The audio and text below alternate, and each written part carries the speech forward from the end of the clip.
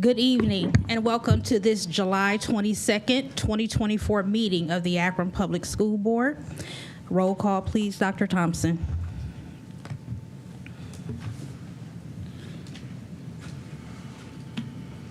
Ms. Autry. Present. Ms. Hall. Present. Dr. Molinar. Present. Mr. Perry. I'm here. Mrs. Sykes. Present. 5 members present, 2 absent.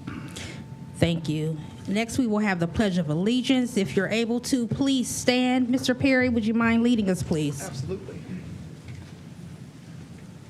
I pledge allegiance To the flag of the United States of America and to the republic for which it stands, one nation, under God, indivisible, with liberty and justice for all. Thank you. Next, we will have item 1.3 on the agenda, Community and School Reflections. Are there any community and school reflections to share?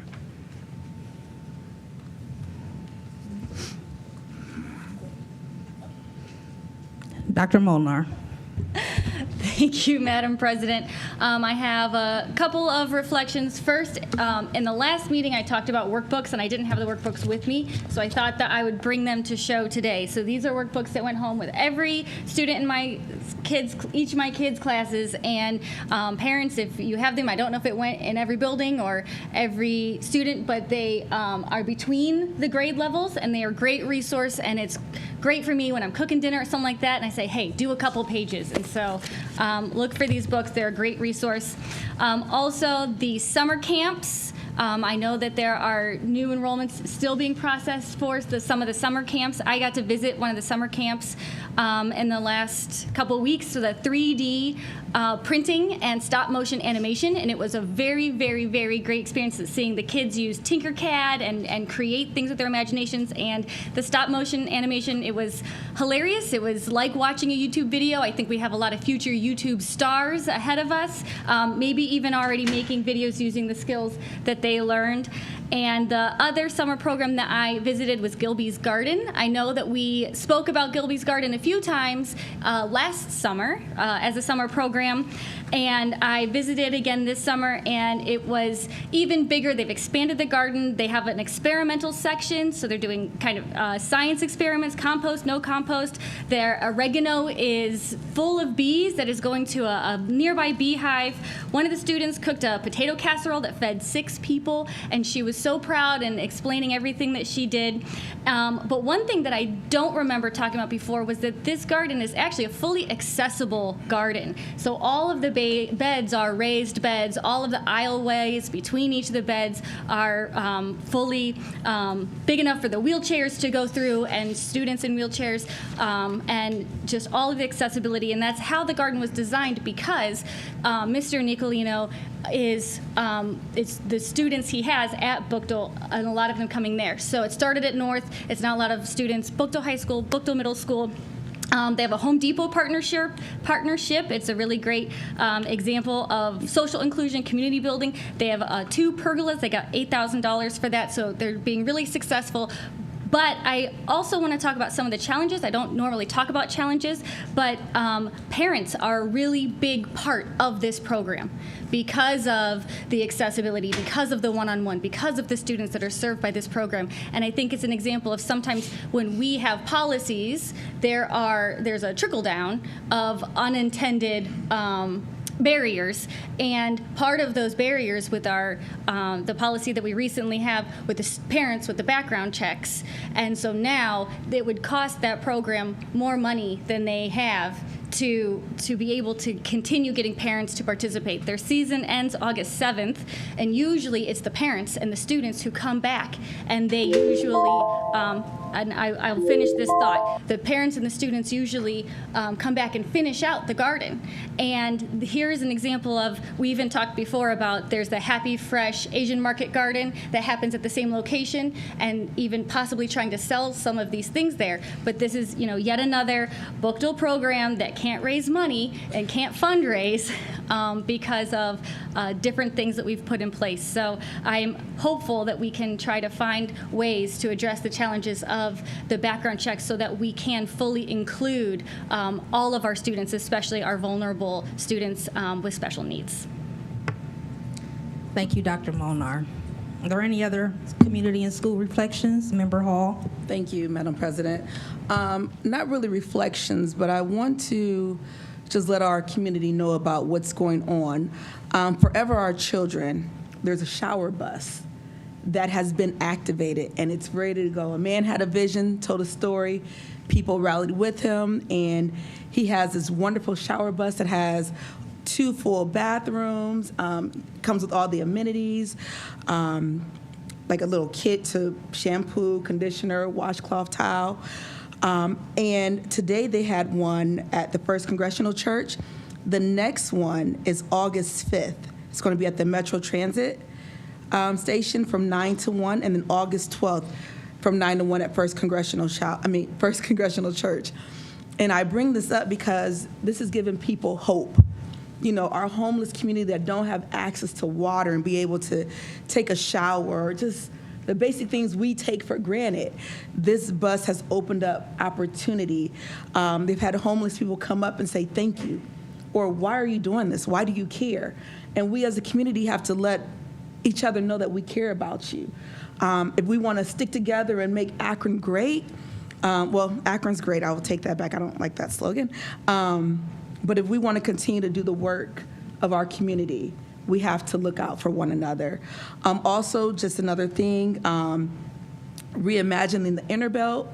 If you have family that lived on the Inner Belt that was displaced, or if you want to just learn more about what's going on in your community right downtown, I know the city of Akron is having an event on Thursday, July 25th from 5 to 8 to meet the 4 finalists who will be doing an overview of that site. The Inner Belt is 30 acres, and just trying to figure out what to do with it next. And your voice matters in our community. So if you have an opportunity, please stop out to either one. Also, the shower bus needs volunteers. They need community members to come out and help with the shower bus and help sign people in and maybe give food to our less served community. So that's just the 2 things I wanted to touch base on. Thank you. Thank you, Member Hall. Are there any other reflections? I will just share that since we last met, I had the opportunity to attend the ribbon cutting of the I Promise Health Quarters.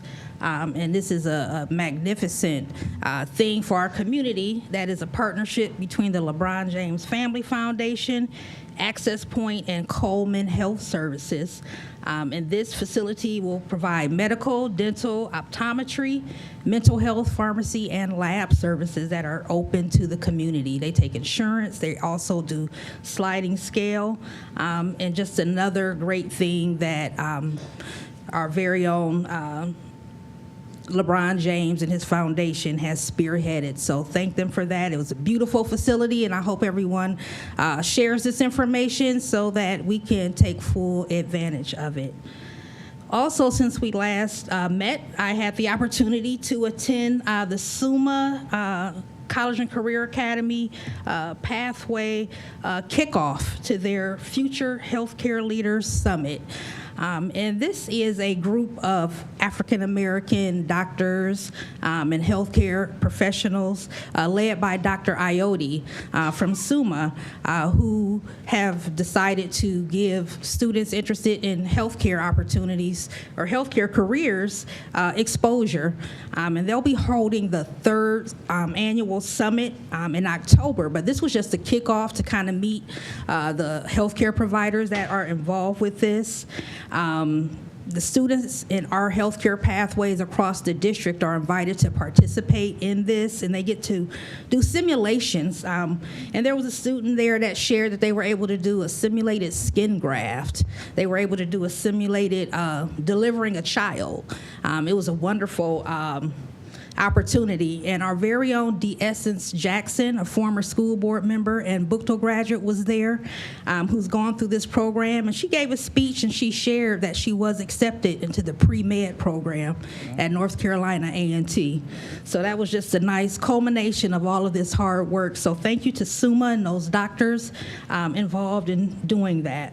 And lastly, just this past weekend, was able to attend the East Akron Community Day and represent Akron Public Schools and just share about some of the things that we're doing. Thank you to Chief of Staff and Superintendent for also being there just to be connected and engaged with our community in East Akron.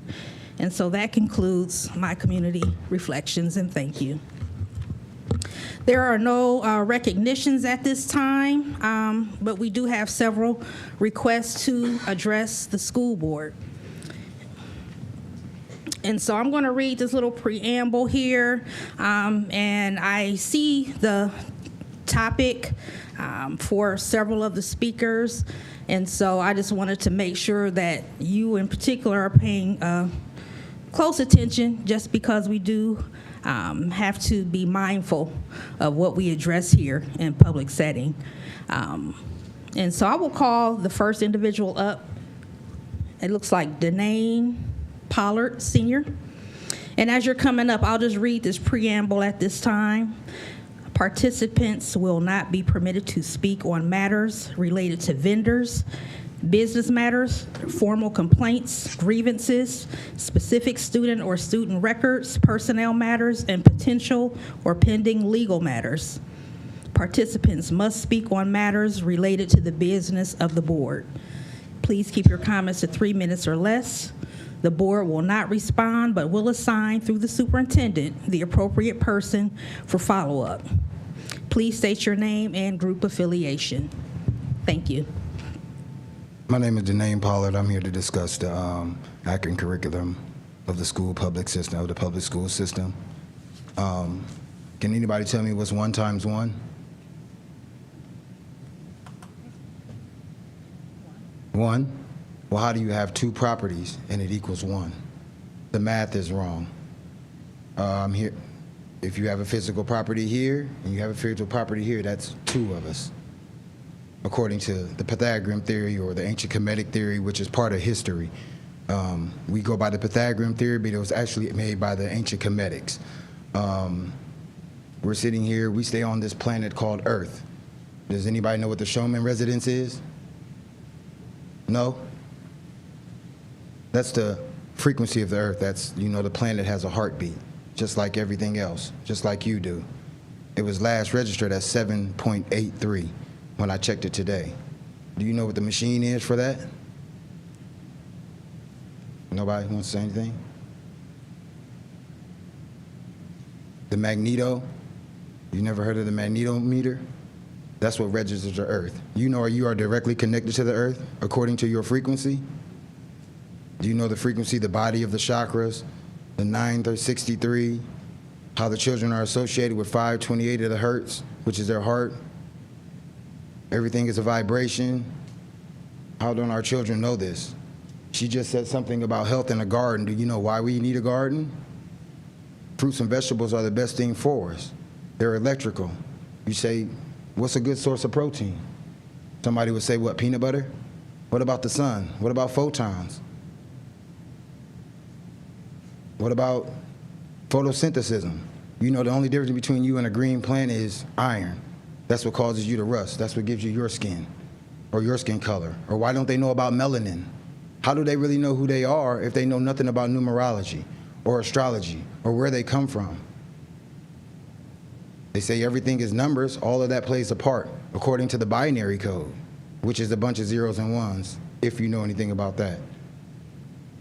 In Akron Public Schools, we are far behind, very far behind. I don't know why we're even paying for energy when it can be made for free with magnetism and copper. The electricity is right here in the ionosphere. Same thing as water. You can pull water straight out the air. It's water vapor. Why aren't we teaching our kids about survival? She said a health clinic. Are you teaching them about regular herbs, or are you going to tell them they need aspirin or turmeric or ginger? The basic things, that God put here first for us. So I'm just saying that because we're behind. And I think we're going to catch up. If we don't, our children are going to be doomed. And thank you. Thank you, Mr. Pollard. Next is Dion Nicholson.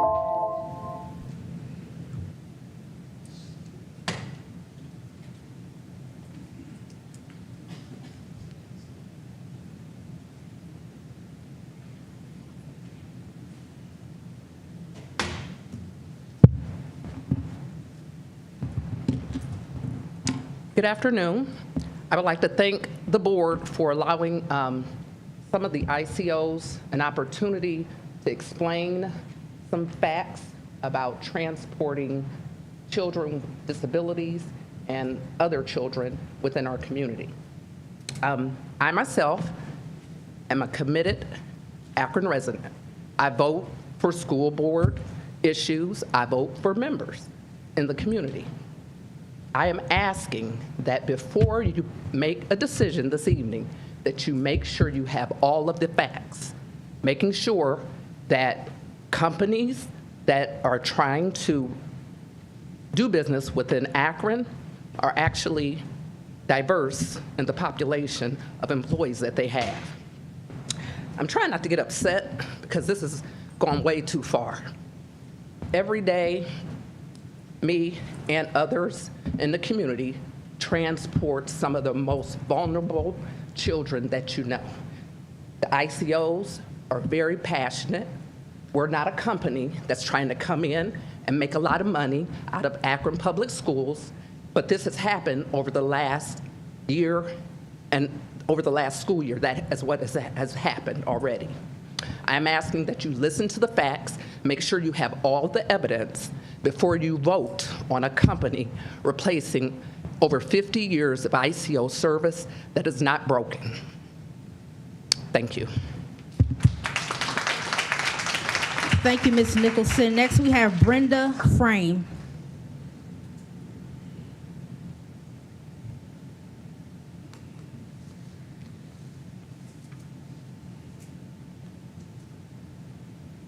Hello, my name is Brenda Frame, and I do appreciate you guys for allowing me to speak for a few minutes. I really just want to follow up on what Dion said. You guys need to make sure you have all the facts. I know you do. You guys are smart, you're educated. But when you take like what has been agreed upon for different vendors and what we earn, and this really wasn't, it didn't start out that it was about money for us. We love our jobs. I don't have to work, to be quite honest. But I do because, number one, I love these kids. Every year there's at least one child that I tell my husband, I'm bringing them home. And he's like, no, you can't do that. Because we care about these kids. I have friends who are drivers that have bought beds, clothes, food cards, et cetera, for these students because we do care about them. When you're dealing with a company, I don't know how much care they put into it, but I do know the meeting that I attended, it was pretty much, this is what you're going to do, and if you don't like it, you won't have a job.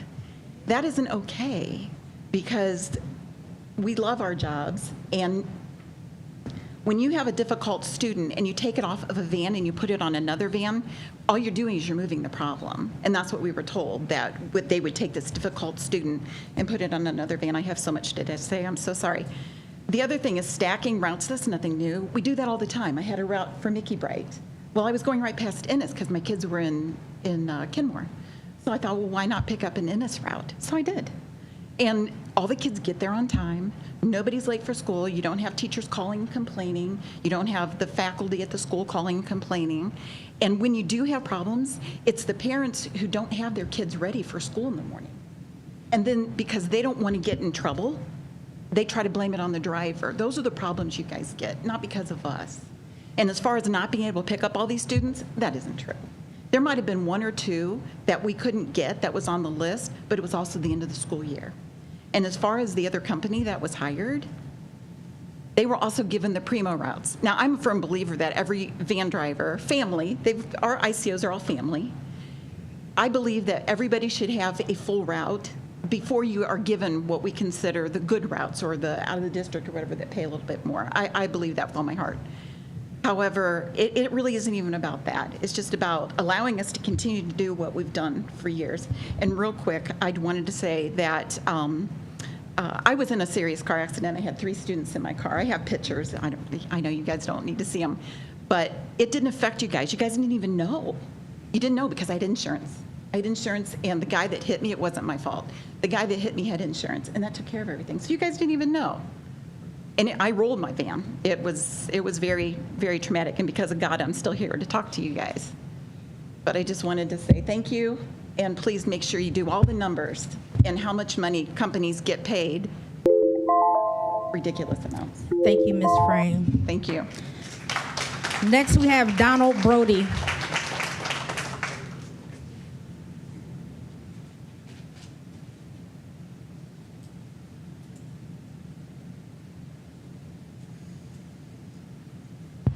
Good afternoon. My name is Donald Brody. I'm the Vice President of TL Worldwide Transportation, Thomas Limousine. We are one of the vendors that have looked at this RFP and what have you. First of all, I was a van driver, an independent contract van driver for about 6 years at Akron Public School. So I grew up in this area, life resident, graduated from Ella High School. All my children went to Ella High School. So our company is a big part of this community. My wife owns the largest woman-owned transportation company in Northeast Ohio. We've worked for Akron Public Schools. We've worked for the I Promise School. We've worked for Akron Metro with all of their non-emergency medical.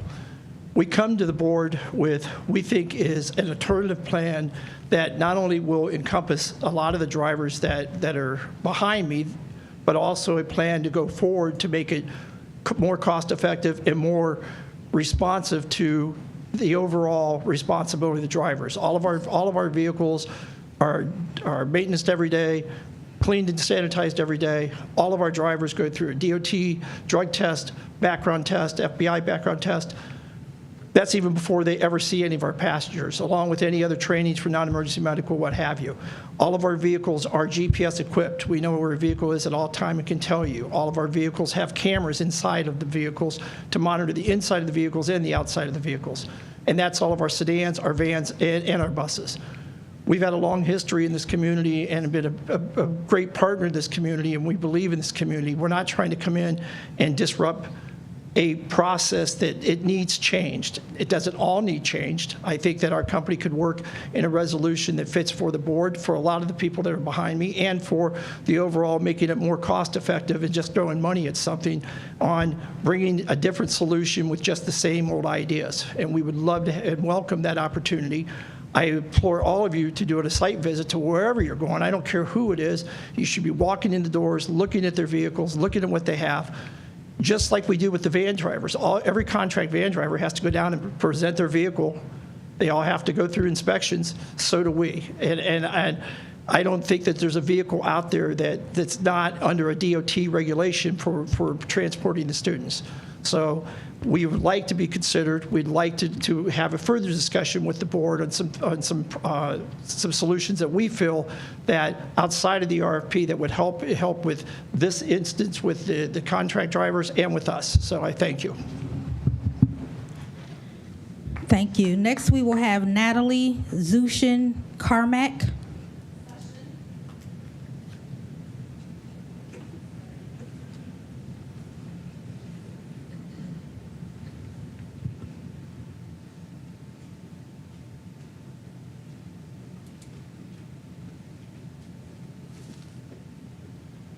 I don't like public speaking, but here I am.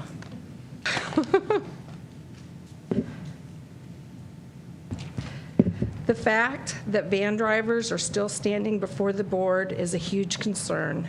The uncertainty with our livelihoods since September of 2023 should be distressing to the board as well as the administration.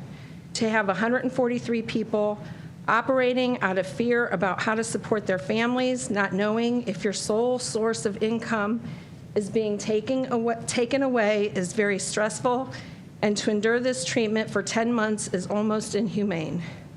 Informational meetings with no real information, clarity, or answers. I'm asking the board to question resolution numbers 19.1, 30.1, and 30.2 to gain clarity of certified vendors. If administration is asking you to consider ICOs, City Yellow Cab, Metro Regional Transport Authority, and parent transportation agreements, what is the need for an additional third-party vendor when the capacity to meet the needs of our special needs children can be fulfilled through these relationships? The current ICOs and hiring of additional ICOs helps APS maintain operational efficiency, all while maintaining a budget that currently fits the needs of a district that is already in financial trouble. ICOs meets the cornerstone 3. Additionally, while helping APS meet their goals of increasing relationships with minority vendors as outlined in their blueprint for excellence. We are asking the board to please consider the ICOs along with City Yellow Cab, Metro, and parents as the only option for the 24-25 school year. Not only do we want to voice our problems, but we also want to provide resolutions to the issues administration has. We have been working very closely with ODE to ensure how to do things in proper order to maintain our jobs, as well as to make sure APS will only hold the amount of liability a school district is supposed to hold with their children. Operational efficiency also comes with implementing a software system and doing things electronically instead of with paper and pen. While this all can be done with millions of dollars saved by hiring 50 drivers and giving the current ICOs a small pay raise to ensure that we can afford to go to the opposite sides of town to transport more children. Please base your decision off the fact that we meet APS's operational efficiency cornerstone 3 criteria. We are the lowest, most responsive, most responsible choice. We have a proven track record of over 50 years with established relationships with our students, parents, APS staff, and the community. And it is time for APS to regain the trust of their community and staff, and a great Thank you, Ms. start Carmack. That's time. is showing loyalty to us as we have to you. Thank you. This is also on behalf of Brandy Vickers, who's watching live stream, who could not be here this Thank you. evening. And I'm sorry, I cannot, I think it's Rebecca Morris.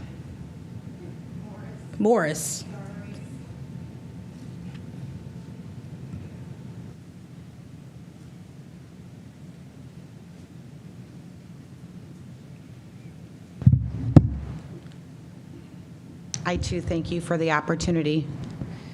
This is more from my heart than anything. My name is Rebecca Morris. I'm a lifelong resident of Summit County, raised in the Kenmore area. For 16 years, I've been transporting special needs for APS. And anytime anyone would ever ask, what I do for a living, I would proudly say just that. Relationships and friendships are built with these children and the families. And not for notoriety, but I've even gone as far as donating my previous vehicle to a grandmother raising 3 young children.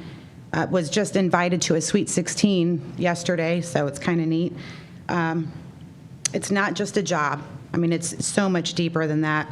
We learn their likes, their dislikes, and as Mrs. Sykes mentioned in the last board meeting, their triggers. I think you would all be surprised to know the interaction that we have with these children and just even the little teachings that go on during the ride. I was very fortunate to have had a mother who was fair and kind and was truthful to everyone. Just watching her, not with words, but her actions.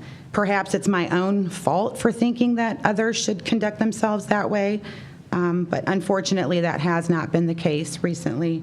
There's been deception and secrets and misleading information. And I realize no one is exempt from mistakes and imperfections. We're all imperfect. But when things are done purposefully, it becomes very clear that it's more selfishness than for the welfare of others. On July 15th, we had an informational meeting at Garfield with the Director of Business Affairs, Chief of Staff, and Superintendent. And respectfully, the only information we received was that they're just working on things to make things efficient for everyone. And some of the questions were answered with, we have to consult our attorney. And I just believe that there should be transparency. Questions should be answered directly and not circled around. I believe communication is the key to any business or relationship for it to succeed. And in conclusion, we would all love the opportunity to continue driving these special needs students for APS. And in the event something were to change, I can only hope and pray that regardless of race, age, or gender, we all have the equal opportunity to do so. Thank you. Thank you, Ms. Morris. Next, we have Robert Lyons.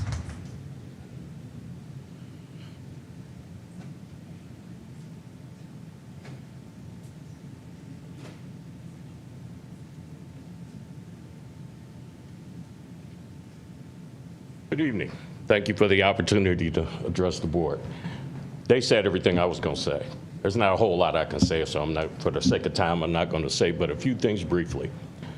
There were 2 companies that were hired by APS to supplement the ICOs. The idea was that they were helping them get the kids to school because we weren't. Well, that wasn't true. Secondly, I'm a smart guy.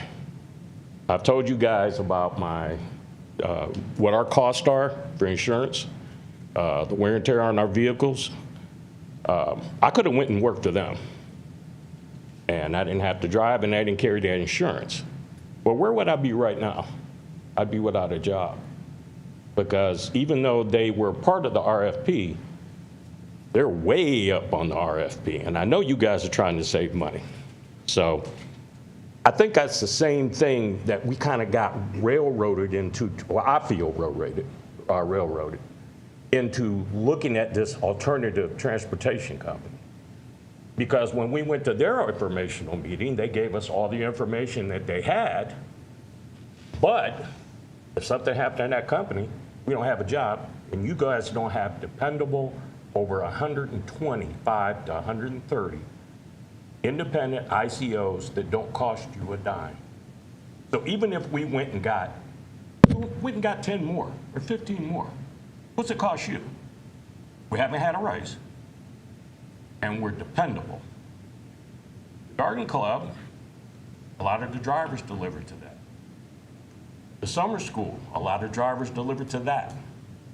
We're still doing our job every single day. Now let's get bold for a minute. You guys need $24 million in a levy, and you're projecting out 5 years, right? I say double that. Let's make Akron great. Let's fund the schools, fund the van drivers. The top tier on the bus drivers is only, I think, $25 an hour. And I got hired at Thomas Limousine 2 years ago. And I turned it down because they were only offering me $13 an hour. Nothing personal against Thomas Limousine. But we literally are the best option out of everybody in the RFP, because we are vetted, we're background checked, and you guys know what we do. I don't think anything else could happen. If it ain't broke, don't fix it. We're not broke. APS needs money. Y'all throw $1 million over here, $2 million over there like it ain't nothing. But it's our lives. It's our livelihoods. It's our jobs. Thank you. Thank you, Mr. Lyons. And lastly, we have Jasmine Wadood.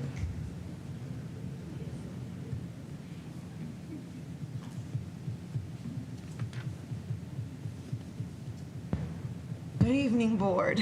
I wasn't actually going to speak today, and I'm going to try to keep it extremely short. I just wanted to clarify a couple things.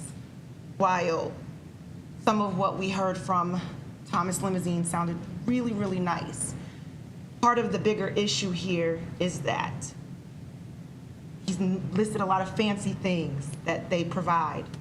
That was never an issue for the ICOs. We may not have the fancy gizmos and gadgets, but what we do have, you guys already know. It was said here to you board members that we were somehow under APS Transportation's IRN, and that was not true. In fact, that is not actually supposed to be being done, and it hasn't been corrected for the ICOs since we have made mention of these issues. Payroll has been told to the board as this in excess of 80 hours a month, when we've confirmed with both transportation and accounts payable that it's less than 20 hours per month, for accounts payable somewhere between 24 and 48 hours. This information is being brought to the board specifically this way on purpose, to foster these very quick and hasty changes.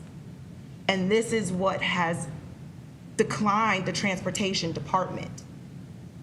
And in the midst of it, we're supposed to be making decisions that we never, ever got the opportunity at the right time to be able to make. We were blocked from the RFP. We never knew that these opportunities even existed. And yet we're supposed to make a hasty decision right here at the tail end, at the very beginning of the school year. I don't think that that's the best decision this board can make. I think the decision was made, and I think that it's distasteful for it to be coming back to the board this way. With that, I'm going to yield my time. Thank you.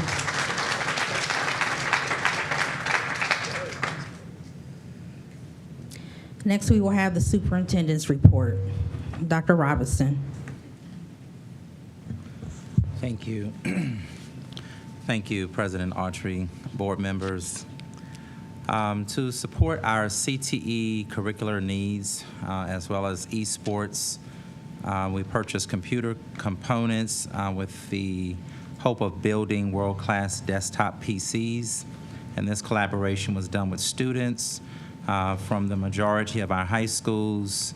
We actually have some working in our central office this summer as interns to assemble the computers at our district's warehouse, as well as the subsequent installation. And the estimated cost savings for each computer is about $700, and the labs are located at North Firestone and also at STEM High School. The new custom-built desktop PCs are installed and ready to go. And a special thanks to Mr. Jason Leibovitz, and also a great shout out to our students who have helped to make this project become a reality. Had the opportunity to attend the Kellogg Company's Championship Regional Leaders Reception on Friday, July 12th at the Firestone Country Club. It was very nice event. And I also had an opportunity to go and listen to and participate with the Society's Centennial Celebration at House 330. Mr. Dave Lieberith gave a history lesson on Akron, and the iodine that I found out that actually is in salt, actually Akron Public Schools has a little bit to do with that as well. So there's a lot of rich history that has happened here in Akron City, but also in Akron Public Schools. Had the opportunity to walk through NIFSTEM, looking at all of the renovations and changes that are being made to ensure that the building will be ready for first day of school. A couple of the labs, we'll have some things that will actually happen once school starts, but that was already understood from the onset due to the timing of everything and the ordering. But it is coming along quite nicely. Had the opportunity to attend the open house, as President Autry stated, for I Promise. Breathtaking. Absolutely going to be a benefit to our community, and certainly looking forward to the opportunity for them to have that resource in our community. Went to be the guest speaker with the Akron real estate agents, had an opportunity to meet with them. Phenomenal group of people. We will be doing some having some continued discussions, and hopefully we'll be able to do some work together. Visited Higher CLC, the Techie Camp. Kids are doing coding and just doing some of the things that I find very astonishing. I wasn't a very good coder in high school, but certainly these kids, you're talking middle school children who are doing coding like it's just their name, writing their name. So, and I sat with them and had them to actually show me and walk me through. It's very, very, very interesting, but something that is very much needed in this day and time. I attended the Jennings Foundation Educators Summit, where we talked about AI. We have had discussions around AI here, but I actually was in a time frame when I had to sit there and actually do it, and astonishing. That's all I can say. Now, I was an English teacher, so I don't know how astonishing that will be when it comes to the classroom. But of course, we'll have to work on policy and those kind of things. But I've been using it all weekend. So you can tell it whatever you want, and it's going to spit it out for you. So went to the East Akron Community Day event. It was extremely nice. Had a couple of vendors there that I enjoyed the fish, for one. I'm sorry I didn't get a second plate because it was extremely good. I want to say congratulations to LeBron James, who has been selected by his fellow Olympians and earned the honor of Team USA flag bearer. He will represent our country on the global stage in the Olympic opening ceremonies with the world watching. And to LeBron, he has shared what this means to him, and of course referenced his kids, our scholars that we share, that he is very proudly serving. Back to school information and informational packets have started to be mailed to homes across our district. If by the middle of August you have not received a packet, it can very well be because your address is incorrect. Please contact your child's school anytime over the summer. You could actually come here to the center that we have here, the engagement center here at the central office, but you will need 2 proofs of residency if you have moved, if your address is changed, so that we can update the address in the school district's database. And just a reminder again to parents, we are mailing home. You'll get a few different mail outs this summer around, this one is around dress code, and those letters will be going home. Although the board suspended not the policy, but it suspended uniforms, the policy has not been suspended. And so within those letters, you will see that we're just reminding our parents, our families around the do's and don'ts for next school year, and as it relates to even the clothing that our kids will be wearing to school that are non-uniformed, just as a reminder to you. Thank you so much. Thank you, Dr. Robinson. Next, we will have approval of the previous meeting minutes. Are there any additions or corrections to the previous meeting minutes? Seeing none, we'll entertain a motion to approve the previous meeting minutes for July 8th. I move to approve those minutes. It's been moved by Mr. Perry. Is there a second? I'll second. It's been seconded by Member Hall. Is there any discussion? Seeing none, roll call, please. Dr. Thompson? Ms. Autry, Yes. Ms. Hall, Yes. Mr. Perry, Yes. Mrs. Sykes, Yes. Dr. Molnar. Yes. Motion carries 5-0. Thank you. Next is our personnel recommendations. Dr. Robinson? Thank you, President Autry. I wish to recommend approval of the personnel recommendations presented in categories 6 through 17, please. Thank you. Is there a motion to approve the personnel recommendations? I move to approve. It's been moved by Mr. Perry. Is there a second? I'll second. Second by Member Hall. Is there any discussion? Mr. Perry? Yeah, I just want to point out again in number 6.3, again, as I voiced last meeting 2 weeks ago, there are 9 teachers from what I account in here being reinstated. And this is very important because we know the last few months we were voting on doing some cuts and doing those things, and now we're bringing teachers back. And again, I'm very happy with the administration for doing this, for having these teachers on call to come back, and it looks good for APS. So thank you for doing that. And again, 9 more teachers coming back to our APS system, so very good. Thank you, Mr. Perry. Dr. Molnar? Thank you, Madam President. My discussion is relatively brief. There seem to be more new positions that do not work directly with students. As Mr. Perry mentioned, we did, get rid of a lot of people, and now we're also creating new positions. So as I've mentioned before, what I would really like to see is a plan of how all these positions fit together, where they're going, who we're getting, what we're doing with them.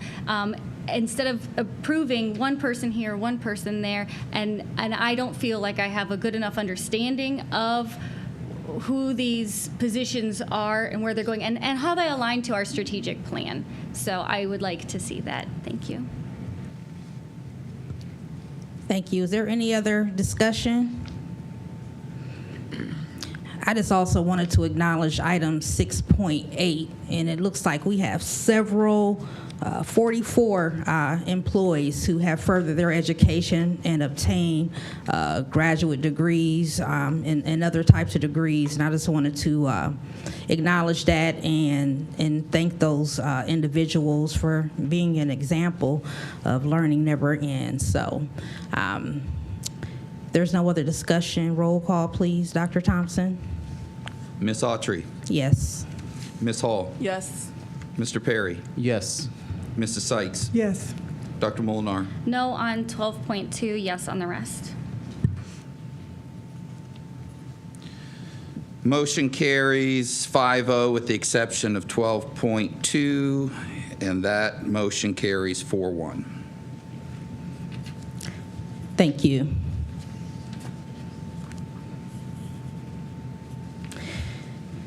Next, we will have approval of the resolutions and motions in the consent agenda.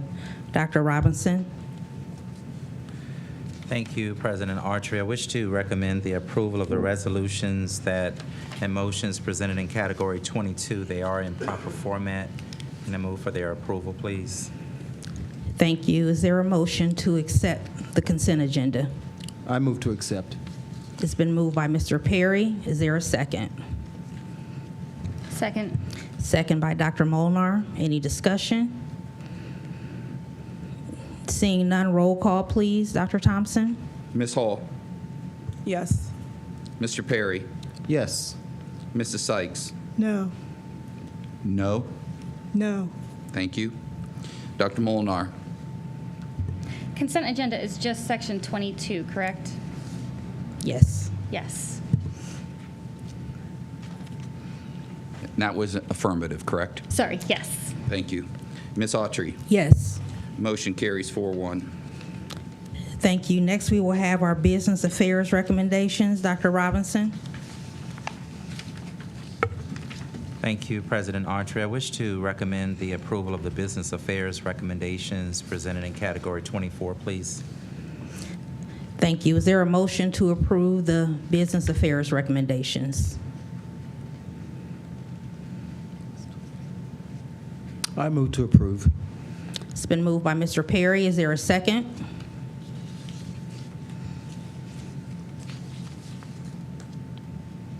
I'll second. It's been seconded by Member Hall. Is there any discussion? Seeing none, roll call, please, Dr. Thompson. Mr. Perry, Yes. Mrs. Sykes,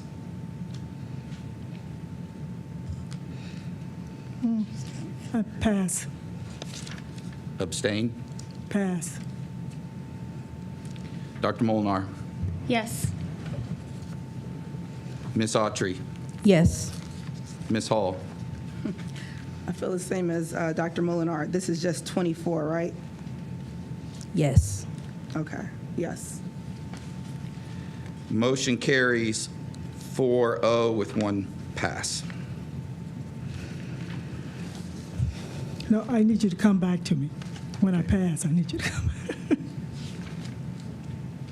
I've never heard that. Mrs. Sykes? Yes. Thank you. Motion carries 5-0. Good thing I use a pencil. Thank you. And so for the president's report, I just wanted to acknowledge the donations that we've received, as well as the parent mentor grant that we have received, and also a grant from the GAR Foundation to help us with our advertising. Thank you, GAR Foundation. And then the continued ongoing grant for the Gear Up program for Project Grad. Also, we just voted, item 24.9 is the consultant that will be conducting our next board retreat on August the 10th. And so please watch your emails. You will be receiving some communication that will require you to set up a brief phone interview individually with that consultant. Also, just a reminder to my colleagues, I think I've heard from one of you so far regarding the evaluation tool moving forward. Just please let me know if you have any additions or suggestions for that tool so that we can get that process going again. And so that concludes my president's report. Next is the treasurer's report. Thank you, Madam President. So I'll be covering the financial report. We'll go into more depth at our Finance Committee meeting in August. But the overview is positive, and please keep in mind that this is for the first monthly report is actually reflects all 12 months. So these are hard numbers versus projections primarily. So, and also keep in mind when we go through this, what we compare to the forecast and what we compare to last year's, and that can get confusing if we're not paying close attention. So, current year-to-date revenue collections indicate about a 7.9, just slightly over $7.9 million favorable increase. That's primarily due to transfer of ESSER funds. And please keep in mind on that $31 million of transfer of ESSER funds, $16 million of it is general fund and $15 million of it is earmarked for the construction project. So it cuts it in about half. Offsetting that to some degree is a $4,048,663 unfavorable, meaning above what was forecasted in terms of expenditures. So overall, though, it's a net positive number of $3.8 million on our 5-year forecast. Those current monthly cash flow estimates, including actual data through June, indicate that June 30, 2024, cash balance will be $106,584,000, which is that number, that $3.8 million number, more than the 5-year forecast back in the fall of $102 million. So we're ending in a better position than we had originally anticipated. you'll see an operating surplus of $11 million, and that's current cash flow. Monthly trend estimates indicate years ending June 30 cash balance will increase by $11,089,000 compared to the fiscal year ending in June 30th. So again, that's not 11 more than what was forecasted. That's 11 more than what was at where we were at the same time last year. And I know that's largely due to our ESSER transfer. Then if you take a look at our next page, we're looking at monthly revenue analysis for June. So we're just looking at the month of June. The overall total revenue for June is up 109%. So that begs the logical question of how did 1 month jump up by 109%? Because that's when the ESSER transfer of $31 million hit the general fund. And that's why you see that significant increase. Remember, 16 of it stays in general fund, 15 million goes to the project, to the construction project. This is also because we did receive more money from the homestead and rollback and other state reimbursements. So those also impacted it positively, but again, this is more that number is more of a timing issue than anything else. It's just when that money was transferred. And then overall, you can see compared to the same period, total revenues are up $41 million. Again, ESSER transfer of $31 million significantly skews that number. And this is compared to what was collected last year, not compared to the 5-year forecast. So we're coming in, we saw grants come in, and great job to various departments out there. They run down every grant opportunity possible, and this year they brought in over $12.5 million more than the previous year in grants. So that's just hard work. And then we saw a decline in textbooks purchases, but my money says that curriculum will come with a textbook purchase in another month. So I think it's one of those, again, a little bit of a shell game in terms of that money will be spent. It's just wasn't spent in June. So again, the top two categories for refund of prior year expenses and local taxes, that's our ESSER money, represents a 92.5% of the variance between current revenue estimates and the amounts projected in the 5-year forecast. So now we're going back to the 5-year forecast, not last year. So that total variance of $7.9 million amounts to, as compared to the 5-year forecast, even with the ESSER money, that's only a 2.11% variance. I know you hear 7.9 million, it sounds like a whole lot of money. You guys are way off. It was off by 2.11%, and positively, not negatively. So there's more money than what we had anticipated. The fiscal year is 100% complete. Monthly cash flows comprised of course, 12 months. They're actuals, and they indicate total revenue at $383,507,000. Which is that, again, going back to that same number, $7,907,000 above anticipated revenue.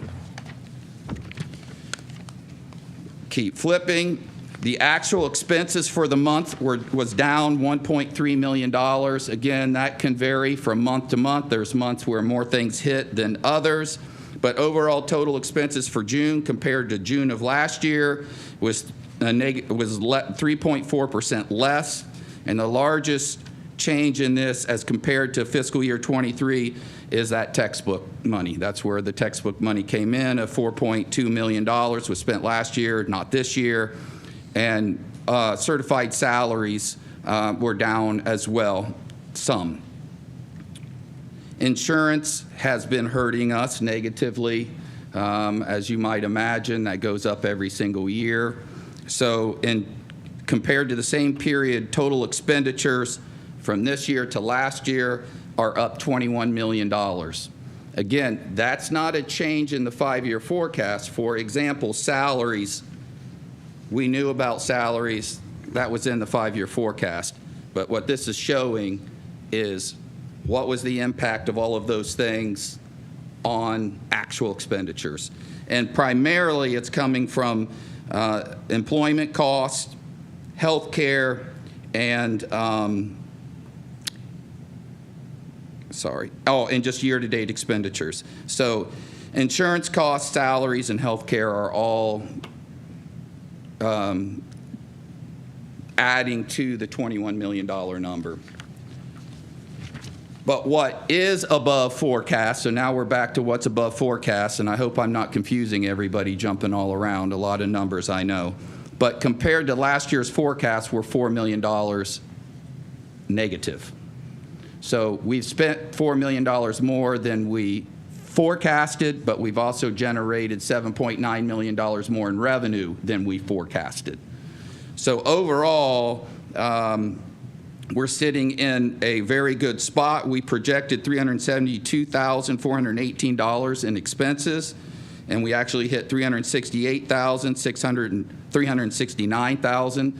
And I'll give you a great example. While looking at next year is going to be very, very difficult, how this could move $5 million easily next year. Levy passes, we don't put a new roof on North. Levy fails, we put a new roof on North. So that's $5 million that's budgeted, it's forecasted, but if we don't have to put it in, it changes everything. I also just want to bring to your attention that, you know, we just don't sit with these dollars in a general fund somewhere in a bank collecting, you know, virtually 0.02% interest in a checking account or something. So we have, basically, we have 5 funds. General fund, we have about $63 million invested of our general fund money. We're yielding 2.66%.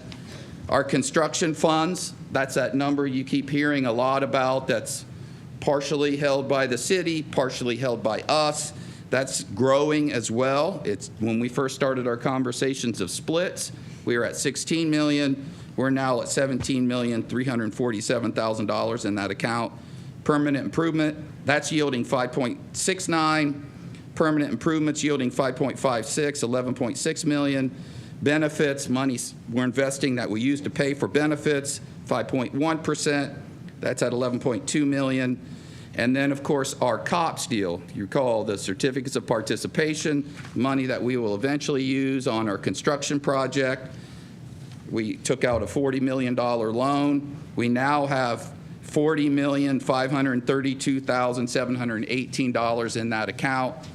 And we project that we'll make, for this next year, we're forecasting that we'll hit about 1.2 million in revenue from that account alone. The benefits will gain approximately $470,000, permanent improvement about $400,000, our construction fund somewhere around $600,000, and the general fund somewhere around $100,000, almost $101,000. That will add to the general fund through just wise investments. So hopefully that part of the economy has stayed pretty strong, and hopefully that will continue. That's all I have.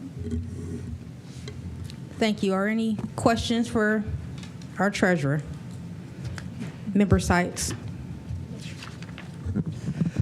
Thank you, Madam Chair, members of the committee, to the audience. I wear these shades because I had surgery on both of my eyes this week, and so the glare is making it very difficult, so I have to wear the glasses. Plus, it makes me look cool. So I wanted to, I voted no on the consent agenda because I want to just get used to doing that because, and one of the areas that was under the consent agenda was the finance report. And so I think that it's important that we have an opportunity to hear what's happening. I think, Dr. Thompson, that you're doing a good job in accounting for and representing what's happening within the school system from a financial standpoint, and we need to hear about this. So I would just request that we not put the the monthly finance report under the consent agenda, because we don't get a chance to hear that our staff have brought in $12.5 million worth of grants. That, the community may ask, what's happening with Miller South? And well, we borrowed money to build Miller South, fight for Miller South, at the tune of $40 million. We have that money already. We have that money, and that we are gaining interest off of that money. And so I think those are important things to know, especially as we take our community through this process of what are we going to do about our levies. And I think it's important to understand when we talk about homestead and rollback, that as you pay your property taxes, that you see that on your bill, and you understand that homestead actually does have some bearing on what's happening in our school system and the funds that we receive. So I think it's very important that we hear what's happening in our system, and that this is a large enterprise that we're dealing with here. That we're talking about millions and millions, $500 million. And we need to be reminded of that on a regular basis, that this is a major enterprise, the school system, and that we are one of the top 10 employers in the school system. And that not only are we here for our students, first and foremost, but we are here for the community. So as we talk about and think about this levy, we want to look at the total picture and what it means to have a levy pass and what it means to have a levy not pass. What we will receive, what our children will receive, what our community will receive, and how we are affected by having a strong school system, and how we are affected if we have a weak school system. So thank you for that, giving that report, and I hope that every month that we will hear the report, because I do think that we need to be reminded on a regular basis where we are with our finances, what we're doing, how you're keeping your eye on it on a regular basis, and how the community can be assured that we are accounting for every cent of their taxpayers' dollars. Thank you. Thank you, Member Sykes. Are there any other questions? Member Hall.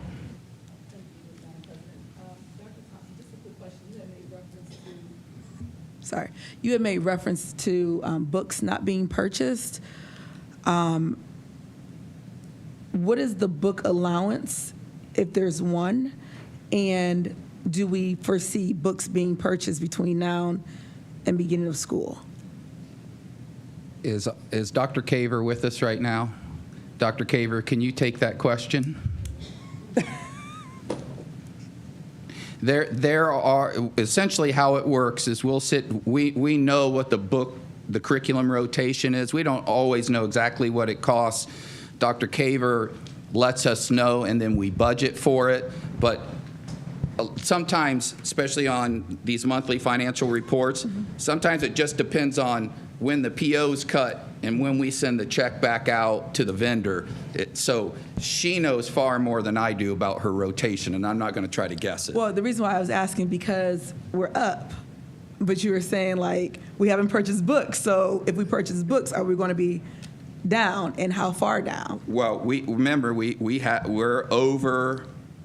we're sitting at the end of the fiscal year closed at $3.8 million more than we projected. So I'll let you take that. Good evening, Board. Ms. Hall, so we have a science adoption and a health adoption this year. This current school year, we went through the process, but the purchase orders were not cut prior to the June 30th deadline. So you were a part of instructional policy, and the board has already approved that, but all of the purchases did not go through prior to that. So when Mr. Thompson is saying this next school year will have an increase, because some of that was on the budget for 24-25, it was allotted to us as a part of the budget, but we did not spend approximately 1.6. It may have changed or varied a little bit at the end of what was in our textbook budget for last year, and that was just a matter of timing. Science was a major adoption for us. And so this year, we will see, in addition to what we are normally budgeted for the next adoption, which is time for our fine arts adoption, some of that science and health purchase will roll over into the 24-25 school year. Okay, thank you. So this is just the purchase that we've already discussed and all of that stuff in instructional policy. Got And it. it Okay. would be So I was like, we didn't order books yet? What's No, going no, on? no. And it is reflected in our budget. Yes. In Dr. Kaver's budget, her department's budget. Yeah. So we know it's coming, and of course, it'll be in our 5-year forecast. Yep. Nope, I understand now. Thank you so much. You're welcome. Are there any other questions for Dr. Thompson? So we'll entertain a motion to accept the June 24 financial report. Is there a motion? I make a motion. It's been moved by Member Hall. Is there a second? Second. Second by Member Sykes. We've already had discussion. Is there any other discussions? So I just want to be clear, if I may. Mr. Perry. So the president's report, the treasurer's report is not on the consent agenda, right? It's a separate document, not in the consent agenda. I believe we pulled, well, I'll let Dr. Robinson take that. Yes, that was an error, because it's never going to be under the consent agenda. Okay. And it shouldn't have been there, so I do apologize for that. But it's always going to be under the treasurer's report. Okay, so when I voted earlier, it wasn't for the report to be accepted, your report, because we already voted for the consent agenda, and it wasn't part of that. No, it's I already had it been moved. pulled. Okay. I So you asked were that it be correct. pulled. Okay, Yes, sir. okay. Any other discussion? Seeing none. Oh, Member I'm Hall. sorry, it's not regarding the treasurer's report, but is this something that we're voting on, or, because it was just in our packet, it's a list of names? A little confused. I'm not No. sure about that yet. Okay. It might be part of a presentation that's forthcoming. We'll see. Any other discussion around the financial report? Seeing none, roll call, please, Dr. Thompson. Mr. Perry, Yes. Mrs. Sykes, Yes. Dr. Molnar, Yes. Ms. Autry, Yes. Ms. Hall. Yes. Motion carries 5-0. Thank you, Dr. Thompson. So next we have committee reports. I don't believe we've had any committees meet. So if the chairs could just briefly state when their next meeting is. I know we did last board meeting. Legal, contracts, and board policy. Yes, our next meeting will be August 19, 5:30. Thank you. Finance and capital management. Next meeting, August 19th at 4:30. I want to remind the public of the email address, apslevyinfo@gmail.com. Dr. Chapman checks these messages after hours. If you have questions, comments, whatever, send them to that apslevyinfo@gmail.com. Thank you, Mr. Perry. Instructional policy and student achievement. Next meeting will be August 5th at 4:30. Thank you. And equity committee. Next meeting, August 5th at 5:30. Thank you so much. And then next on the agenda, we do have an item under unfinished business, item 29.1 for Templeton Transportation, LLC. Dr. Robinson. Thank you, Madam President. Ms. Carter is coming with a presentation.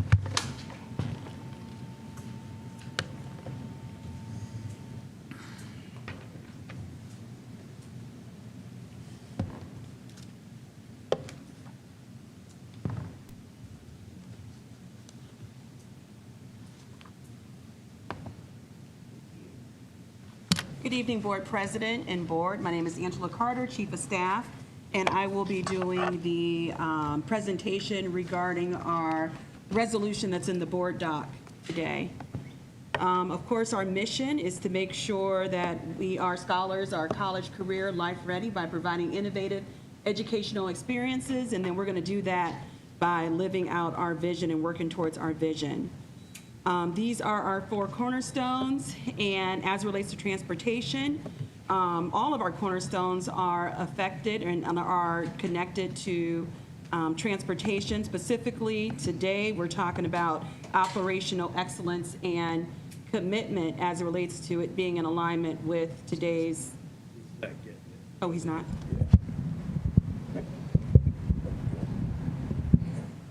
Thank you.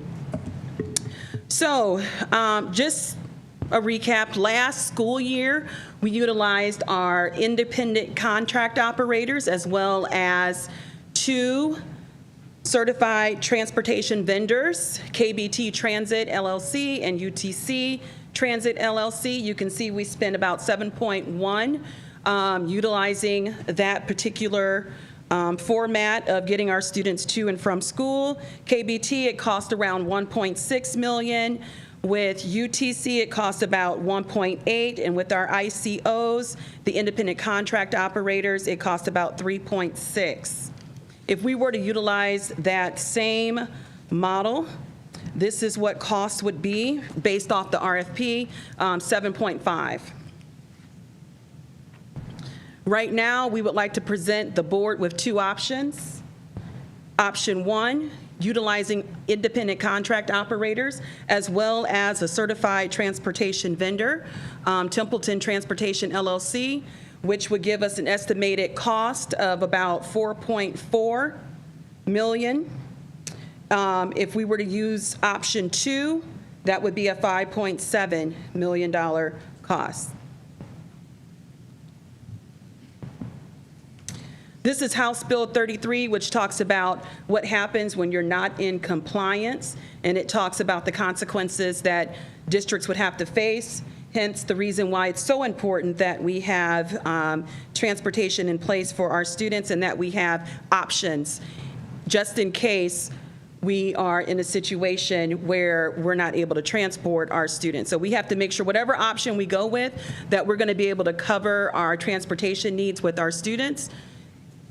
Option 1, again, is utilizing our independent contract operators as well as a certified transportation vendor, Templeton LLC. Option 2 would be just utilizing Templeton. These are 2 options that we're bringing to the board, and we're asking for one of these 2 options to be approved so that we can make sure that we're able to transport our students who are who receive van transportation and who require van transportation. And that was it. Thank you. Are there any questions?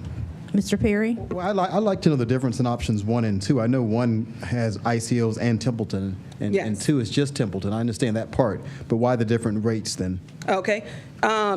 Different rates is because if we utilize ICOs, we would be looking at right now staying the same as relates to ICOs, the way that we operate, and then we would supplement as it relates to filling in the gaps or additional needs by utilizing our vendor services. If we were just to go with vendor services, then that would be the cost. Okay, so it certainly seems more fiscally sound to go with the option that includes our current ICOs then. But also, Mr. Perry, Board Member Perry, when you look at just using a Templeton, a transportation company, they would take care of all of the payroll and all of those things that go with that, the routing, all of that. Going with the option 1, we would do as we're doing this year currently, where we're working to do the routing, the payroll, all of those things, and managing that in-house. Okay. So that has a lot to do with the difference in cost versus option 2 versus option 1. Could I ask one more, Diane? Yes. Yes, Mr. Perry. So with that said, then, if we're actually using more man hours, I guess, with option 1, is that what I mean, how much are we saving then with option 2? If we're saving. You're not So saying. it's only like, go ahead. Yeah. It's like $300 and something thousand. I mean, no, we wouldn't be saving. But what's your question again? So I understand that with option 2, we're just using Templeton, right? And we're Yes. saving then because we're not using our man hours to figure payroll? Or do I have it backwards there? So if you go with option 2, which is just with a company, right? Yes, it is a little more than if you used ICOs along with the company as a supplement. Okay. ICOs having the major part of the routes and then the company supplementing where they're and filling in gaps. With option 2, you're just using a you have just one company, and that company where all the ICOs could move under that one company.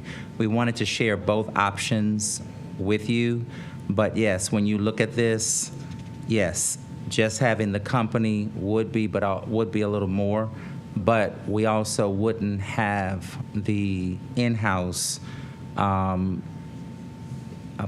worry of having to do routes and having to manage as we're doing right now. So, but either route, either way, whatever option the board wishes for us to go, that's the direction. What we need at this point is we need to sort of settle this because we have run out of time to adequately get the routes ready to go and be ready to start school. I Promise is okay because we're using yellow buses for them. I thought we were using, but we're using yellow bus for them, but we are going to need to have this done. So we did have a meeting where we are actually going to be having another meeting to discuss routing and some of the changes that we have to make. And then there will be another meeting around the 15th, which will be when they will do the routing and contracts and all that type of stuff. Any other questions? Member Sykes? Thank you, Madam Chair. Thank you, Madam Chair, members of the committee. So at the last board meeting that we had, we voted not to accept this particular vendor. So I would say to you, I think that what we're doing right now is out of order because we have not asked for reconsideration of this contract. So my question would be, what is the difference between what we voted down at the last board meeting and this proposal today dealing with the second option? There's no difference in the second option. The difference is in the first option, which includes utilizing our independent contract operators as well as a certified vendor contractor, which would be Madam Templeton. President, so before we can consider this, we have to, and the reconsideration is usually during that meeting that we had during the last board meeting, and it usually comes from a person that voted for that option to ask for reconsideration. So first of all, we have to reconsider this. It is not unheard of to reconsider it at a different meeting. But Robert Rules of Order would advise us to try and do it during the time that is actually happening. And my other concern would be, because there is no difference with this, that we are not following our statutory exemption as it deals with competitive bids. So we voted down the second option at our meeting a few weeks ago, which means that we should have, and we have not given all of the other vendors an opportunity to look at what other options may be, or for them to provide other options on behalf of their companies. So we are in violation of the statutory exemption, and I would like to ask if you indicated that you were going to go back and talk to your attorneys, and if the attorneys brought either of these issues to your attention. So, no, thank you, Member Sykes. So, no, that was not brought up. But the reason that we brought this back is because I would like for us to understand that we are in a RFP process.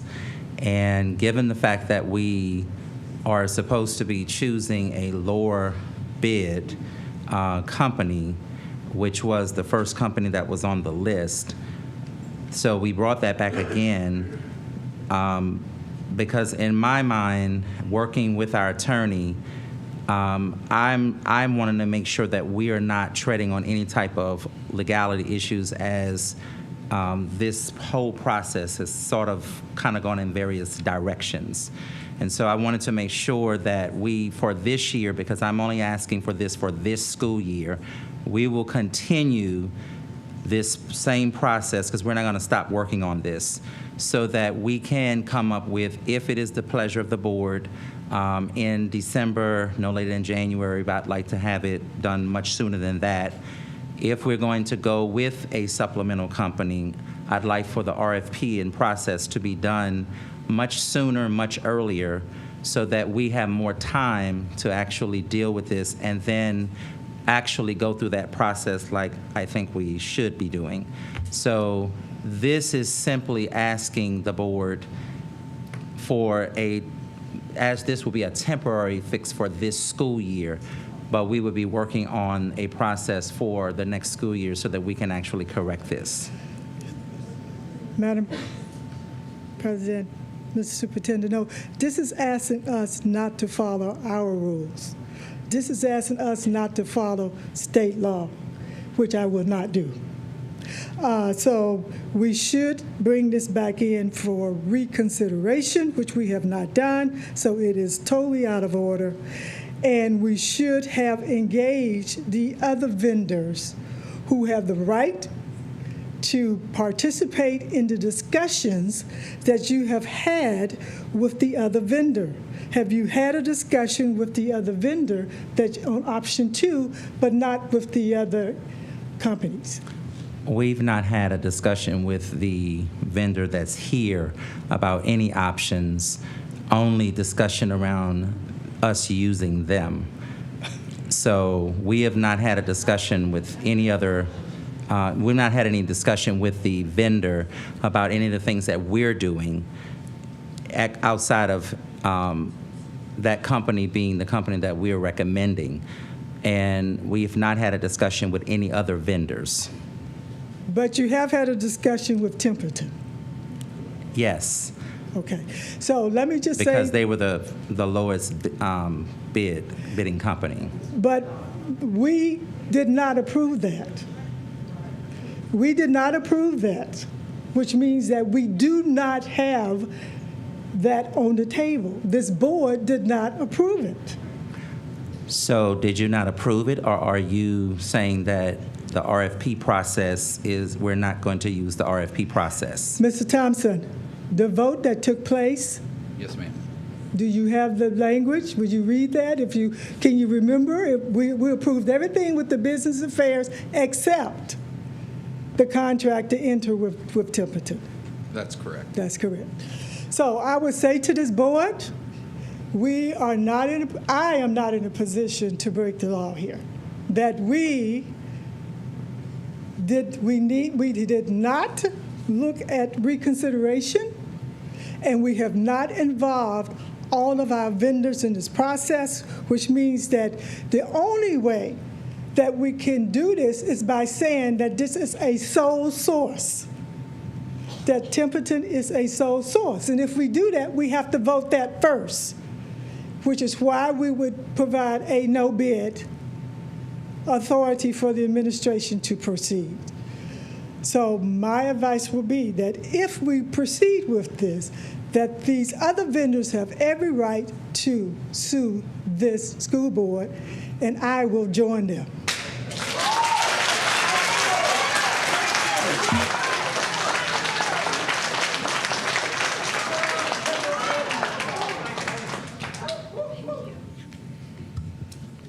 Are there any other? Dr. Molnar? Thank you, Madam Chair, and thank you, fellow board members. I just have one Follow-up, I appreciate the presentation. I appreciate having presentations, receiving presentations. I am anticipating we will receive more presentations.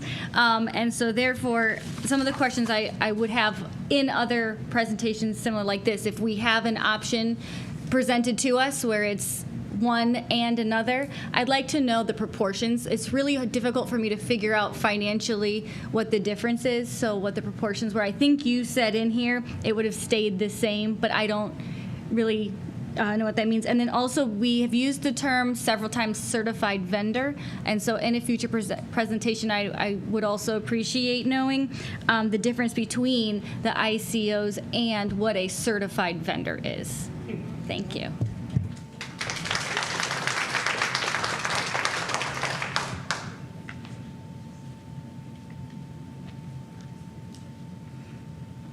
Is there any other questions? Member Hall. I just had a quick question regarding option 1 and option 2 and the difference in the dollar amount. By using both companies is definitely less than Templeton, which by like 1.2 million. So I guess my question is, what is the difference in Templeton and the ICOs, like far as dollar amount, to make it, Well, because the Templeton rate- is 5.7. The rate, the vendor, there's two different rates that are being paid out with both contracts. So there's a rate for independent contract operators, and then there's a rate that we pay out for a business vendor.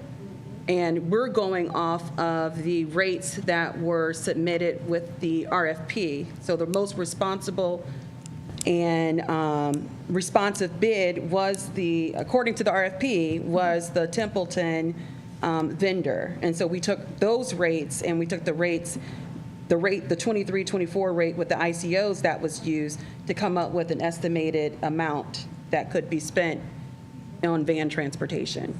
And so again, the company does charge a little bit more than what we're paying an independent contract operator, but they're also doing more as it relates to the managerial pieces around transportation.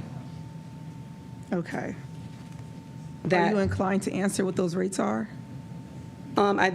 It was on the last, is it in there, the rate that Templeton gave? We need to remain respectful, please. So the rate for Templeton is 27.86. And the rate for the independent contract operators?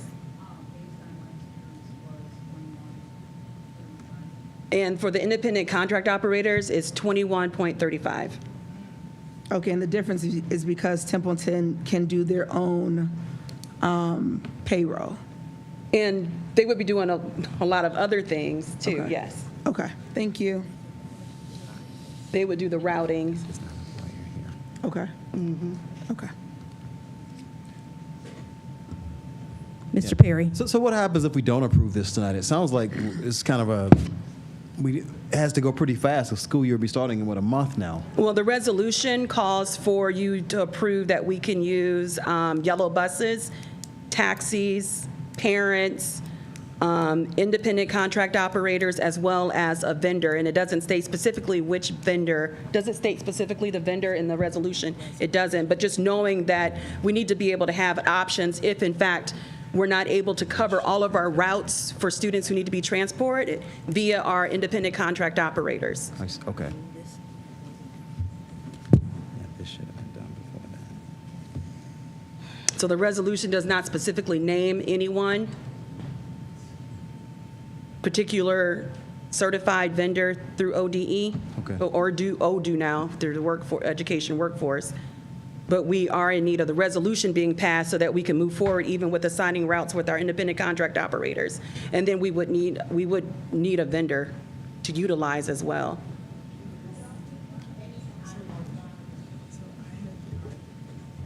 Dr. Molnar. In the resolution, since you brought up, I didn't know if we were combining sections 29 and 30. So the resolution approves that a vendor could be used. Would the vendor come to the board, or would this give administration the authority to pick the vendor as convenient? No, we would have to bring that for approval, whatever vendor it would be. The resolution is just allowing us to be able to move forward with whatever else we have to get done. But when it comes to the vendor, we still have to bring that for approval to the board. We don't make that decision. And it's safe it's safe to plan just in case we will need to utilize a vendor, because I can't tell you how many independent contract operators will pick up a contract. I can't tell you that. I can't tell you that every independent contract operator will come back and stay throughout the whole school year. I can't guarantee that for a teacher that we hire at the beginning of the school year. Therefore, we have subs in place, and we continue to hire subs throughout the year so that we can be ready to fill in the gaps just in case there is a gap. And so we just want to be prepared for what will happen. So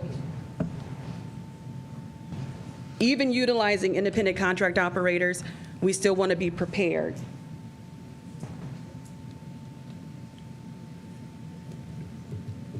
Dr. Molnar. Thank you, Madam President, for letting me ask one more question, and I'm going to ask this of my fellow board members.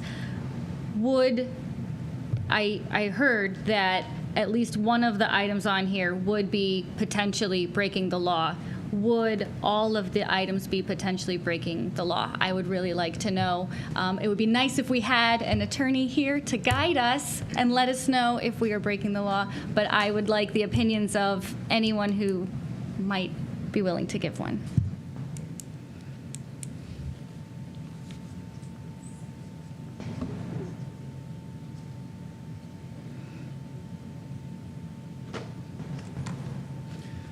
The Templeton is separate from, I just want to remind everybody that Templeton is separate from the resolution. So just so we're clear, the item before us is 29.1 specifically for a vendor. The next item is just providing transportation in those various methods that she mentioned without a specific vendor, but includes the ICOs. Correct. Madam Chair? Yes. I just want to remind you that 29.1 is out of order because the board has not voted to reconsider.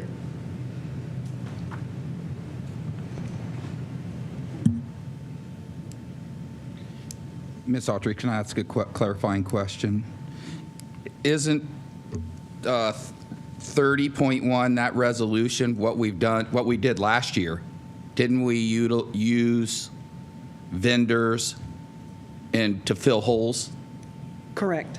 So they were on. So what you're asking for, as I understand it, and at least not in 29.1, but in 30.1, is to do what we've been doing. Is that wrong? So one is, let me see.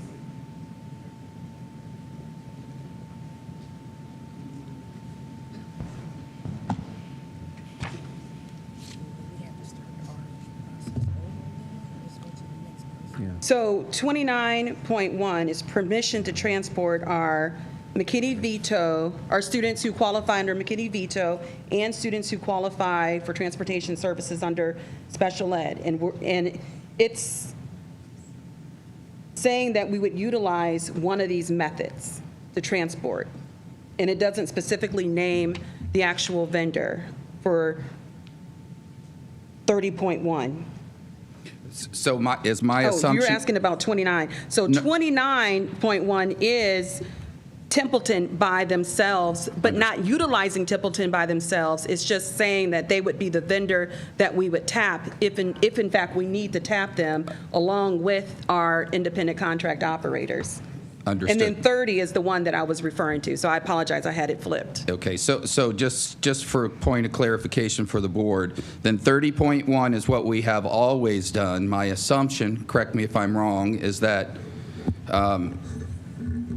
Ms. Folk would issue, and Justin would issue the routes. They'd be filled by our ICOs, and whatever couldn't be filled, if there is anything that couldn't be filled by ICOs, would then be filled by a vendor that you would bring to the board, the administration would bring to the board, I assume, at the next board meeting? Or some We would future bring- board we- meeting? If they don't go with Templeton, then we would need to bring another vendor in front of them. Okay, so passing 30.1 would mean conducting business as we did last year at least. Is that correct? Go ahead, Dr. Robinson. Yes. And I'm going to ask Ms. Deborah if she would step up for just a second, please, to clarify.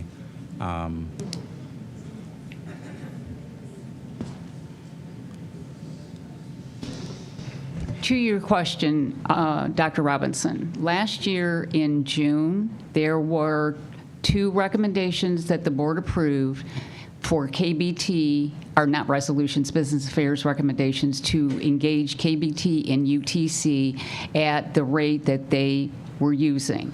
That happened in June, and it was for the school year of 23-24, because they had started under a pilot that was approved by the board in December of 22. Then what we're presenting now, what we presented on June 24th of this year, following the RFP, was option 2, to go to Templeton to, as the lowest, most responsible bid response to the RFP, to do all services related. When that did not be approved by the board, the June 24th meeting, we went back and looked at the same concept that we used last year. So we take the ICOs, request that Templeton become the vendor because they are less expensive than what we had last year as a result of the RFP, and combine them. How you come up with the 4.4 million is 3.6 million is exactly what was paid out, as Ms. Carter said in the presentation to the ICOs last year. What happens is it's about 1,200 students. So in an average day, of that 1,200, about 1,082 are transported, as the majority, by our ICOs. So there's a resulting about 172 individual students that are assigned to the service contract. Multiply the 172 students times 27.86, which is what we're asking for approval, is the daily rate in 29.1, and then multiply that by the number of school days for the 24-25 year, which is 173. And you come out with the resulting amount that comes up to 4.4, which is 3.6 plus, I'm sorry, 800 and some $1,000. That's what the proposed estimate was. So to the other question that came out earlier, Templeton Transportation, if it came and was approved by itself on the 24th of June, would have the difference, to Mr. Perry's question, was 7.1 million was the amount we paid out last year totally. And then if we only went with Templeton, their proposed cost, doing it all, was 5.7 million. That's about a savings of 1.8. I'm rounding this off. When we came back, because it was not approved, and went back to the concept, Mr. Perry and Dr. Molnar, to putting both together, we took the 3.6 million that we paid to the ICOs in 23-24 with the resulting 172 students that averaged with our current service vendors, and then just did the math. So that's how you come up with 1.4 million. So that's the difference. I'm sorry, 4.4 million. So that's the difference in the 1.3 million, is a combination of ICOs plus Templeton with the amount of students we tended to have them, the companies transport, or whether Templeton was doing it all. Did I answer the question? Yes. Thank you. Member Hall. Just a quick question. So we're on 29.1 right now about Templeton Transportation. And you just did a presentation for option 1, option 2. But if we were to vote yes, it still reflects what's in here for Templeton. It doesn't say anything about the ICOs. It's in Option the 1 and 2 in ICOs this. is on 30.1. Right, but this presentation is for what, 30.1, or is it for 29.1? It's for both, because if you go with option 1, we're going to utilize our independent contract operators, as well as we're going to need a vendor as well. If you go with option 2, then we would just be looking at the vendor meeting the needs, our van transportation needs. So this presentation, really, we're voting on 30 for this presentation, because 29 is specifically only stating Templeton. So 29.1 is saying that we could utilize Templeton as the vendor. And then 30.1 says that we're going to be utilizing various modes of transportation with our students: yellow bus, taxi, parent contract, independent contract operator, as well as a vendor.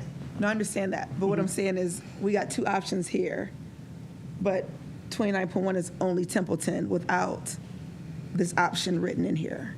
So if we vote yes, it's kind of like we're just saying Templeton by itself. No. And if 30, if we vote yes for 30, we're using So with Templeton, other you're voting sources. on accepting that rate that they gave us as a response to the RFP, not to solely use them by themselves, though. Am I? Yeah, right. So Ms. Hall, we would be utilizing our ICOs just like we're doing right now, just like we did this year. The company, because we didn't want to go back with a much more expensive company, we were trying to find a cheaper company. The company Templeton would be the vendor to supplement any of the extra routes or whatever that are not picked up by our ICOs.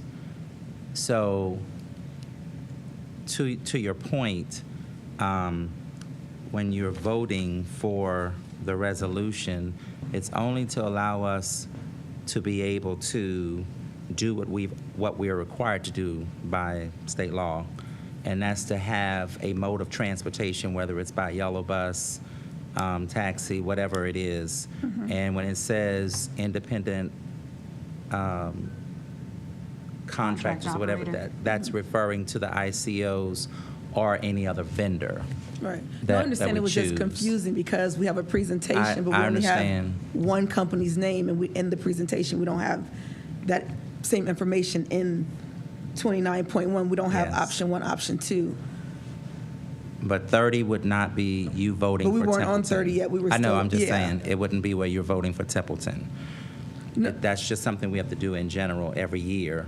Right. No, I But understand. Going I'm back just, to 29, I guess my question then to the board is, what direction, I guess, would you want us to go when it comes to the company? Because you're going to need a supplemental company to support. Madam President? Mr. Perry? I just want to make sure we're not breaking the law, first of all. If we're doing something illegal, I mean, that's kind of the first start, I well, guess. I think it should have said something. Okay. According to our attorney, we're not, but, Yeah. okay. Madam President, let me Sykes. just say that the means does not justify the ends. If we're not doing what we say that we're going to do, we're breaking our own policies, rules, Robert's Rules of Order, and state law. So I would just say to you that we knew a year ago that school was going to start back this year at a certain time and date. And so what I've tried to do is to be the legislator. That's the checks and balance part of this enterprise that we're in here. And you all are the administrators. And so I need you to do your administrative work. But I am not going to not do my legislative work by passing this, because what are you to do? What we need to do is to make sure that we follow our rules and policies and procedures. We voted no on option number 2 at the last board meeting, and we need to, in order to even consider this again, the board needs to take a vote to reconsider this. And we also, because this is the exact proposal that you're asking us to vote on, then it means that you should have also gone back to the other vendors and talked to them and got their input and to see whether or not their prices were going to stay the same, because that's part of the statutory exception. The only way we can deal with competitive bids is if this is a sole source. So are you saying that Templeton is a sole source and is the only company that can provide this service? Is that what I'm hearing? And if that's the case, then say that. That is not what we're saying. That is not the case. Exactly. Ms. So Sykes. what you are to do is to be the superintendent and the administrator of this establishment. That's what I would ask you to do, because I am going to do my legislative responsibility.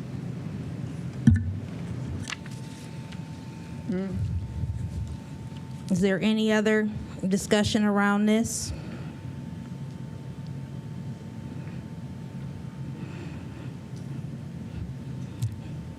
So just so we're clear, our legal did not bring that particular situation to our attention, but because it's not clear and muddy at this point, certainly take that into consideration as we're looking at 29.1. It's not muddy. I can point you to the statute. I'm sure.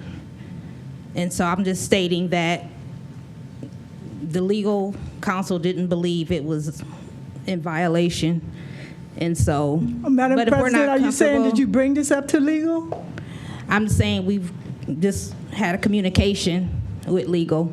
And because it's muddy, I would prefer at this time to not move forward with that particular item until we can have some clarity around it.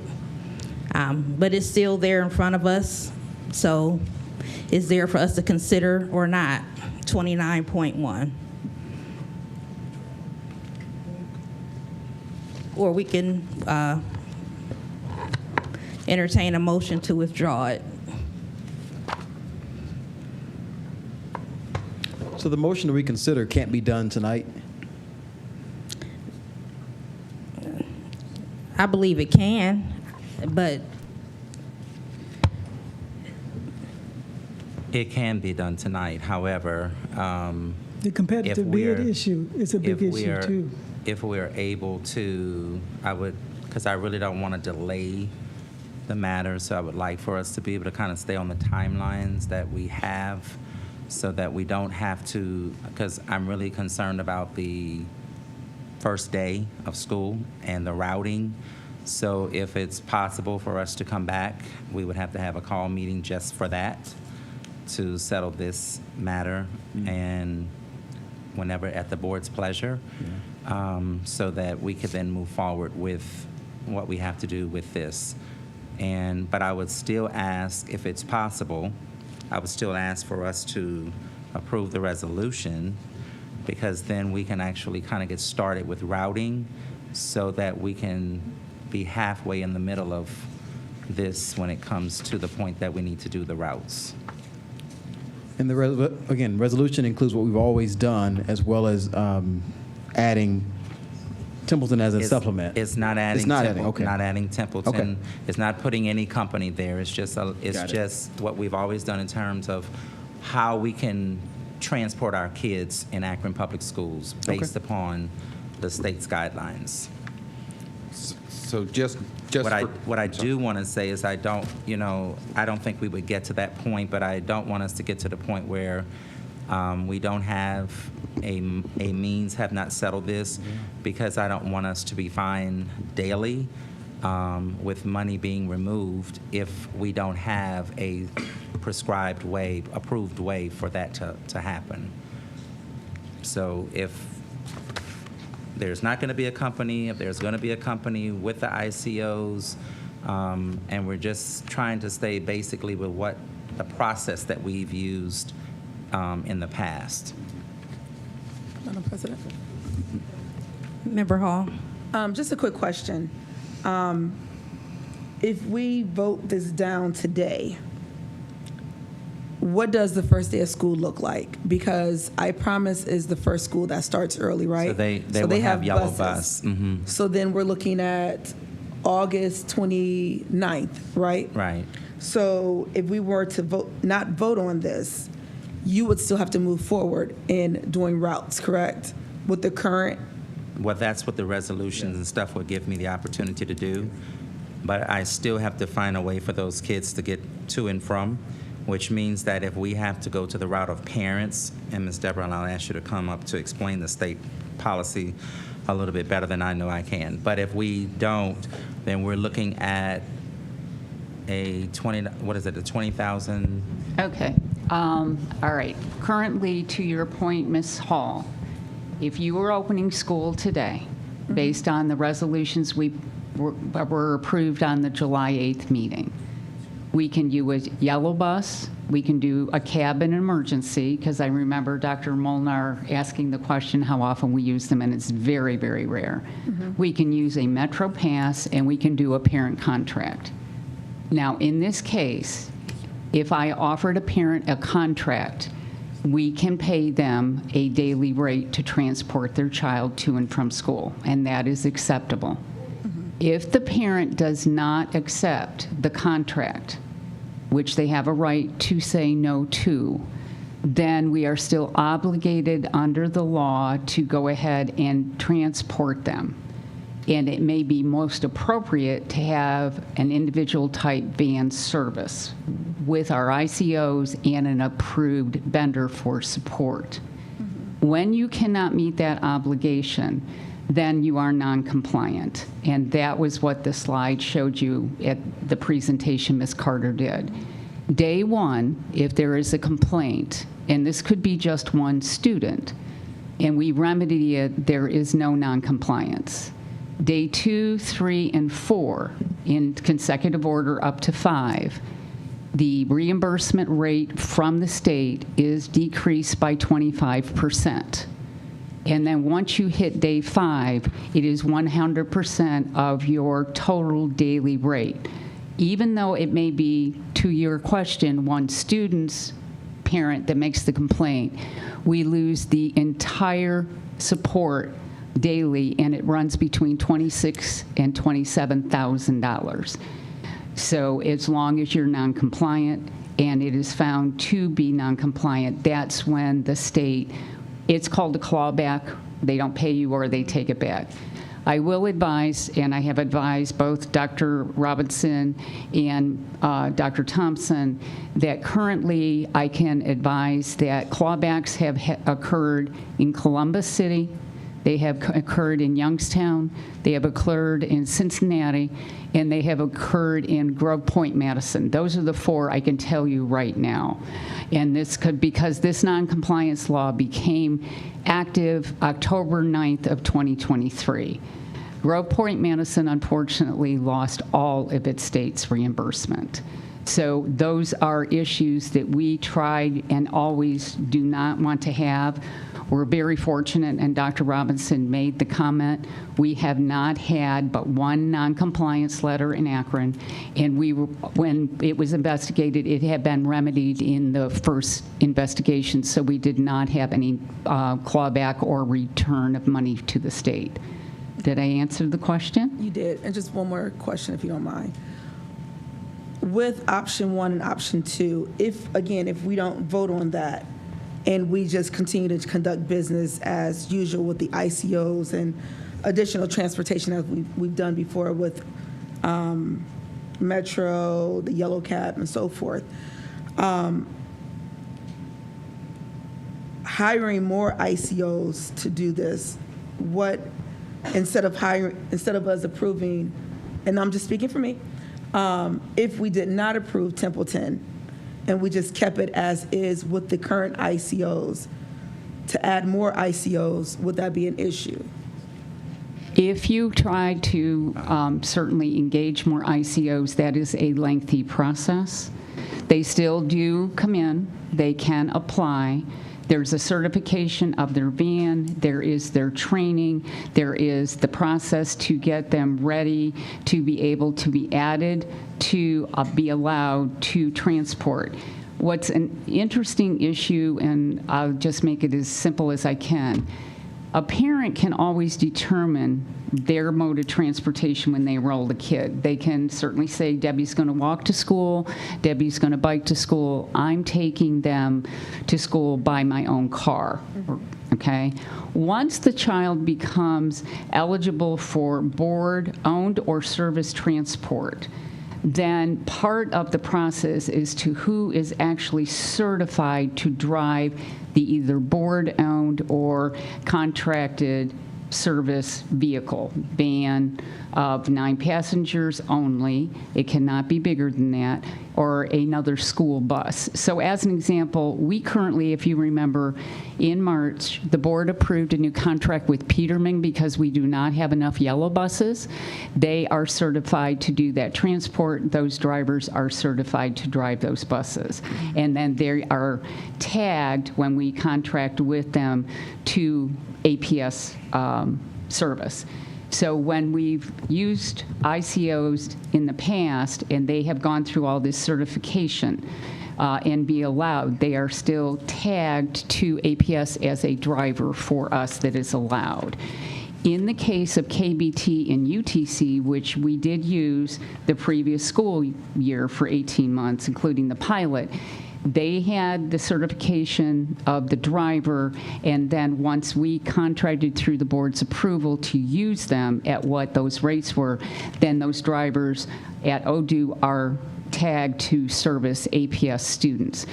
But again, you can be tagged to more than one district. As an example, Peterman is a large yellow bus company. They might provide services to Akron, they can provide services to Twinsburg, they could provide services to another school district. We have fortunately had very good ICOs, but our ICOs are very creative, and they also are tagged to other school districts because they have time maybe when we are not using them to service somebody else. So who actually allows and determines who can transport a student legally to and from school is ODU. And so that's the process, and that's why when we did not get the board's approval on the June 24th meeting to do the transportation solely for van services through Templeton. We went and looked at a similar capacity, similar to what we did last year with KBT and UTC along with our ICOs. So again, you're still tagging or certifying that those drivers who transport your children are under the purview of being tagged by us through the Ohio Department of Education and Workforce. And that's for any driver, that's even That's for any Templeton, driver. it's not just That's certain actually people, even it's our own everybody. coaches and our college and career academy teachers who we do have some vans that they also will transport students during the day to their work sites.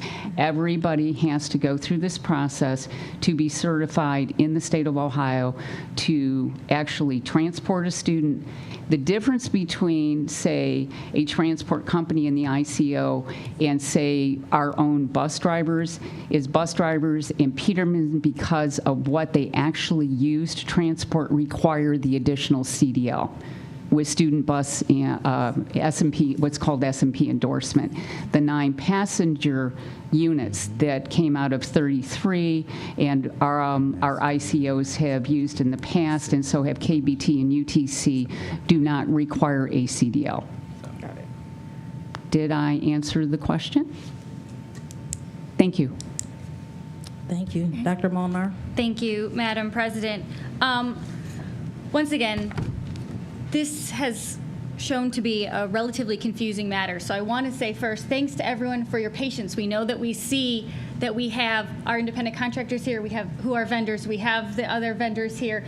We want to make the best, most responsible decision for our community, and it's hard. You know, we're just seeing this for the first time. We're doing the best that we can with this, which is why in the future, as some of the things that you mentioned, Ms. Falk, I'm guessing we will end up seeing more presentations in the future. So some of the items that you mentioned, the training and the payroll and things like that, if we could see that as what that cost is, that might be useful. But all of this is very, very confusing to me right now because I feel like we're getting into 30.1 and 30.2 and we still have not dealt with 20.9, and I think having all of this combined is really confusing, and I will say I don't know how we're even supposed to deal with 20.9, because is 20.9 on the agenda? Is it not on the agenda? Does it need to be put on the agenda? Does it need to be taken off the agenda?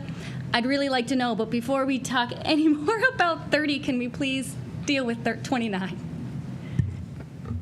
So again, 29.1 is the actual vendor contract with Templeton. We've seen two options. It's before us. We've heard our member Sykes' comments as well as some of our administrators. And so it's before us to vote it up or down, or if we want to reconsider this particular company, that's something we can do as well. And so that's what's before us. And so we can deal with that and then move forward to the next item. So 29.1 again is specifying a particular vendor company, which we need either way, but this is a specific company. So we can entertain any number of motions to reconsider, to vote it up or down, and then we can move on to the next item. Or we could also table it, right? Or we can table it, and we would most likely need a special meeting to handle this before our next regular board meeting. So I just think if it's that muddy, I mean, due diligence requires that we table it and get more details and make sure we know what we're doing. That's my suggestion. is that your motion? Yes, I do make that motion to table at this point. So it's been motioned to table item 29.1. I second. It's been seconded by Member Hall. Is there any other discussion? Dr. Molnar?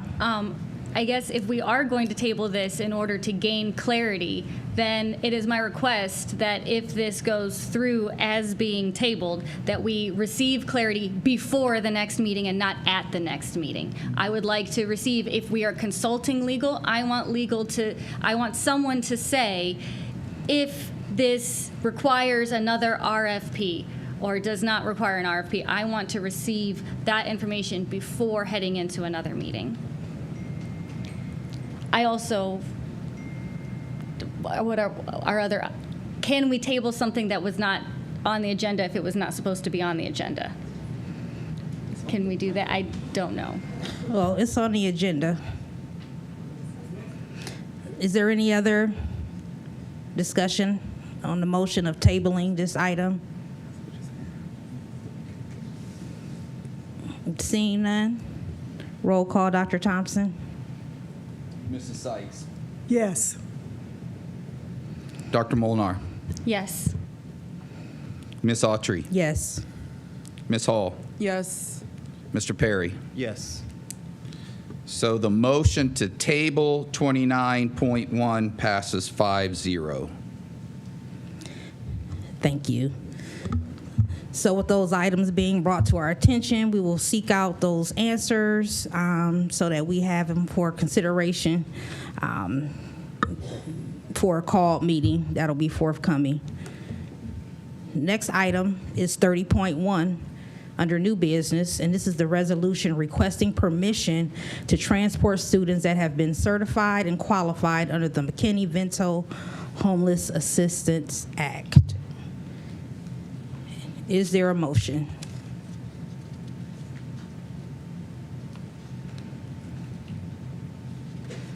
So just so I'm clear, 31 is not using Templeton, it's using the ICOs in our current process that we have. It's yet to not be using- determined vendor. It's not using, it's just stating that you can use a vendor, you can use an independent, but it is not referring specifically to our independent contractors or any company that we brought before you.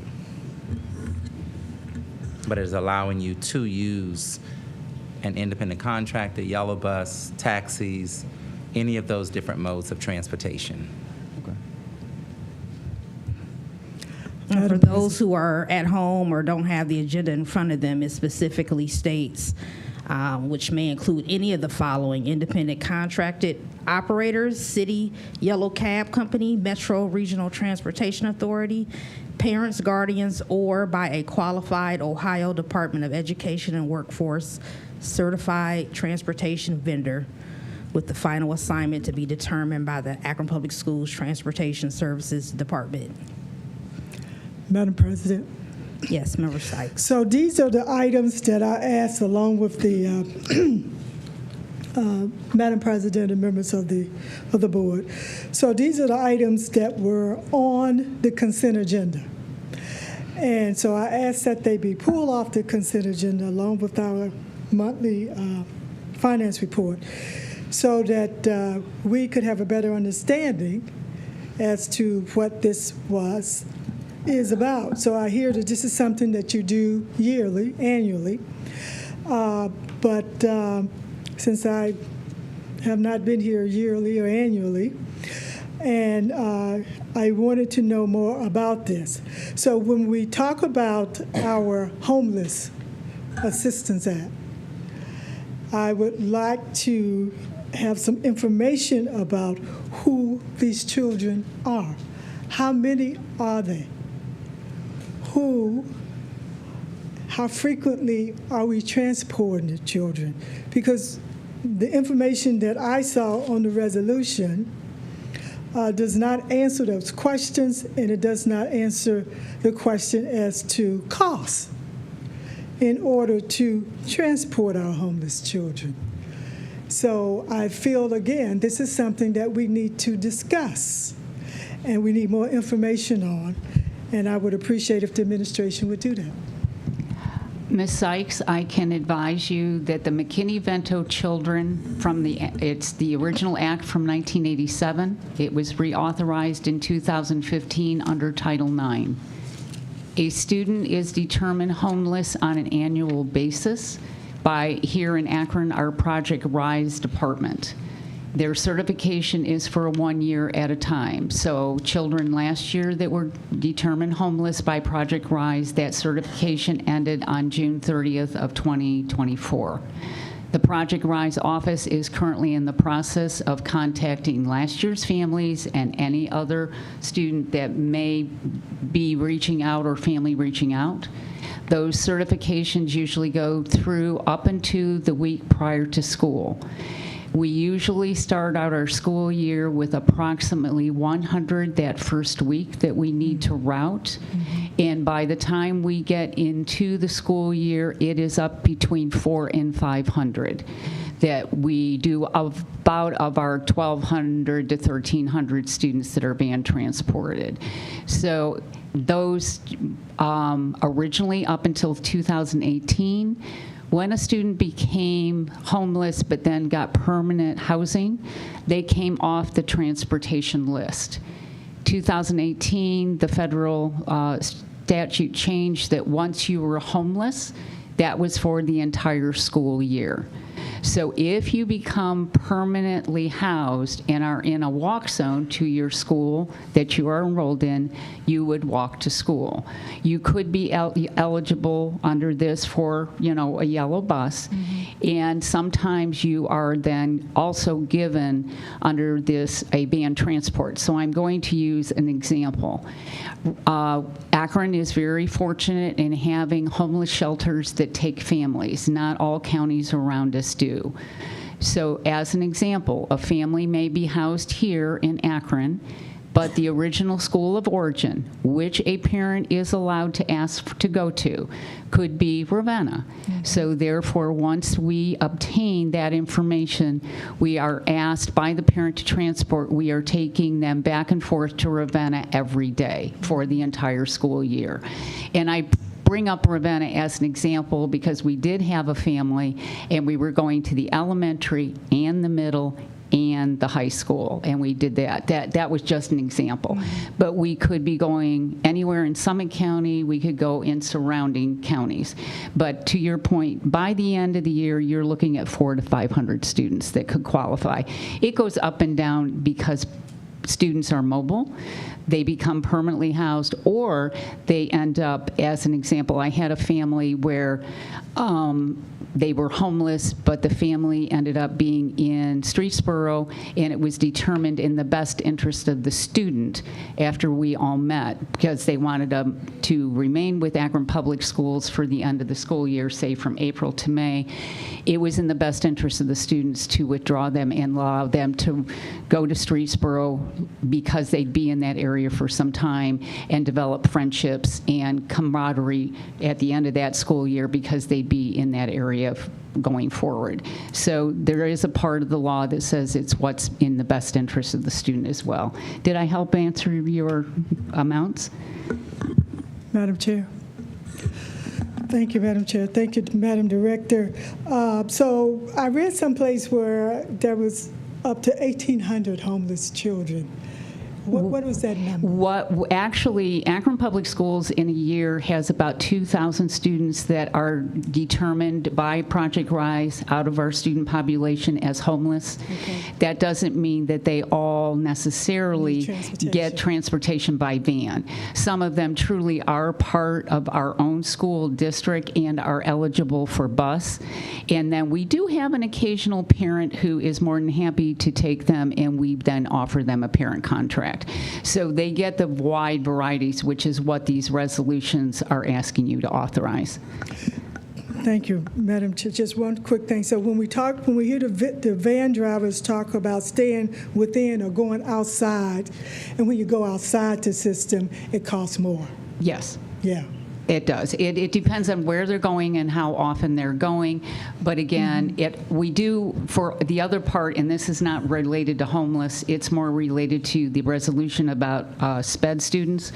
We do have some students that are court-ordered to be outside of our school district. I currently have one student we have transported to Westlake because that's where the court placed the students. We have had students come in from Cuyahoga County because our CSB can help service them to, what is good for students. So therefore, we do what we are assigned to do, whether it's SPED or McKinney-Vento. Thank you. Thank you. So the discussion seemed to precede the item, but 30.1 is there for our consideration, and we can entertain a motion for that. We'll entertain a motion for item 30.1. So moved. It's been moved by Member Sykes. Is there a second? I'll second. Seconded by Mr. Perry. Now, is there any discussion around item 30.1? Dr. Molnar. Thank you, Madam President. So I was trying to remember this from last year because it has been brought up several times how similar this is to what has been done in our district in the past. Not because the past is always what we need to keep doing, but just for frame of reference. So I actually just now went into board docs and found our July 24th of 23 meeting where it looks like our resolutions weren't exactly the same in the past. It looks like in the past we had separate resolutions, one for Metrobus and then a separate one for ICOs and then a separate one for Yellow Cab. And then we must have at some other meeting at some other time discussed other vendors. but it does not appear that it was all together within the same resolution, which is why in one of my earlier questions, I was asking for the difference between our ICOs and a certified transportation vendor, because I think some of our ICOs qualify as those certified transportation vendors. And so from that, if you want to respond, you can, but I have a motion or proposal that's coming. Go ahead. You are correct. These resolutions did refer to everything in the past. They are slightly nuanced differently because of some upgrades to the McKinney-Vento compared. We had questions as we were going through this, where did McKinney-Vento come from? So that's why there's a separate one, but they were covered under either last year. Under the general one for ICOs, there is always a separate one for SPED transport and parent transport. And we did the first 5 at the meeting of July 8th. We did not move forward with the SPED and the McKinney-Vento and made them, but they're still all the same modes of transportation that would be available for the students of either classification under 30.1 or 30.2. Thank you. And so as to continue with that, because it's already different than last year and adding the vendor in this in a different way is different, I would like to, and I'm sorry, my Robert's rules here, but propose to the group for acceptance, which I can see is way off. But in the last sentence where it says, with final assignment to be determined by the Akron Public Schools Transportation Services Department, the amendment or edit that I am recommended would be to add the words prioritize based on the lowest cost, because it doesn't say in the resolution how these groups will be addressed or brought in or utilized of the various groups. So my recommendation would be the last sentence being the final assignment prioritized based on the lowest cost will be determined by the Akron Public Schools Transportation Services Department. I do have one comment to that addition or alteration. Unfortunately, sometimes the lowest cost is not what is beneficial for the transport of the student. Because therefore, I'm not saying this, we don't always know exactly what is best until we go through it. And to put that in there, I understand the thought process, but it may be the lowest cost, it may be the most appropriate cost, which is why I gave you an example of having, on a court-ordered case, having to take someone to a location that is west of Cleveland. So those are some of the considerations that we have to do based on what is coming to us, whether it's through our SPED department, the court, Children's Services, and our Project Rise, just to make you kind of think of that process. I'm not saying that wouldn't be appropriate, but I don't know that to make it always the lowest cost may not be in the best interest of the student. Okay? I think we have to vote on this and then.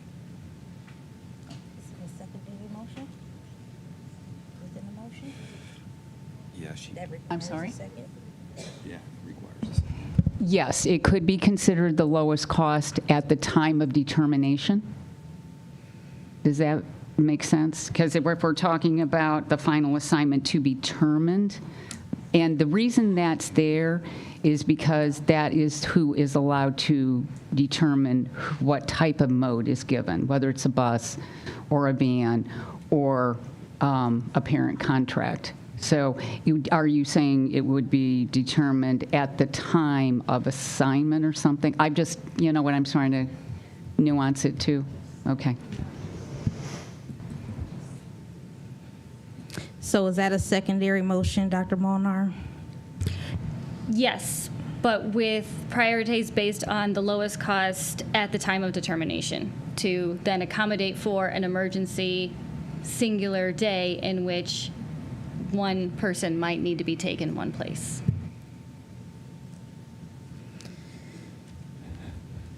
So that's a motion within the motion that's already on the floor. So that require a second for her proposed amendment. Is there a second on that proposed amendment? Yeah, I'll second the proposed amendment. That's fine. It's been moved, it's been seconded for that lengthy amendment. Is there any discussion around the amendment?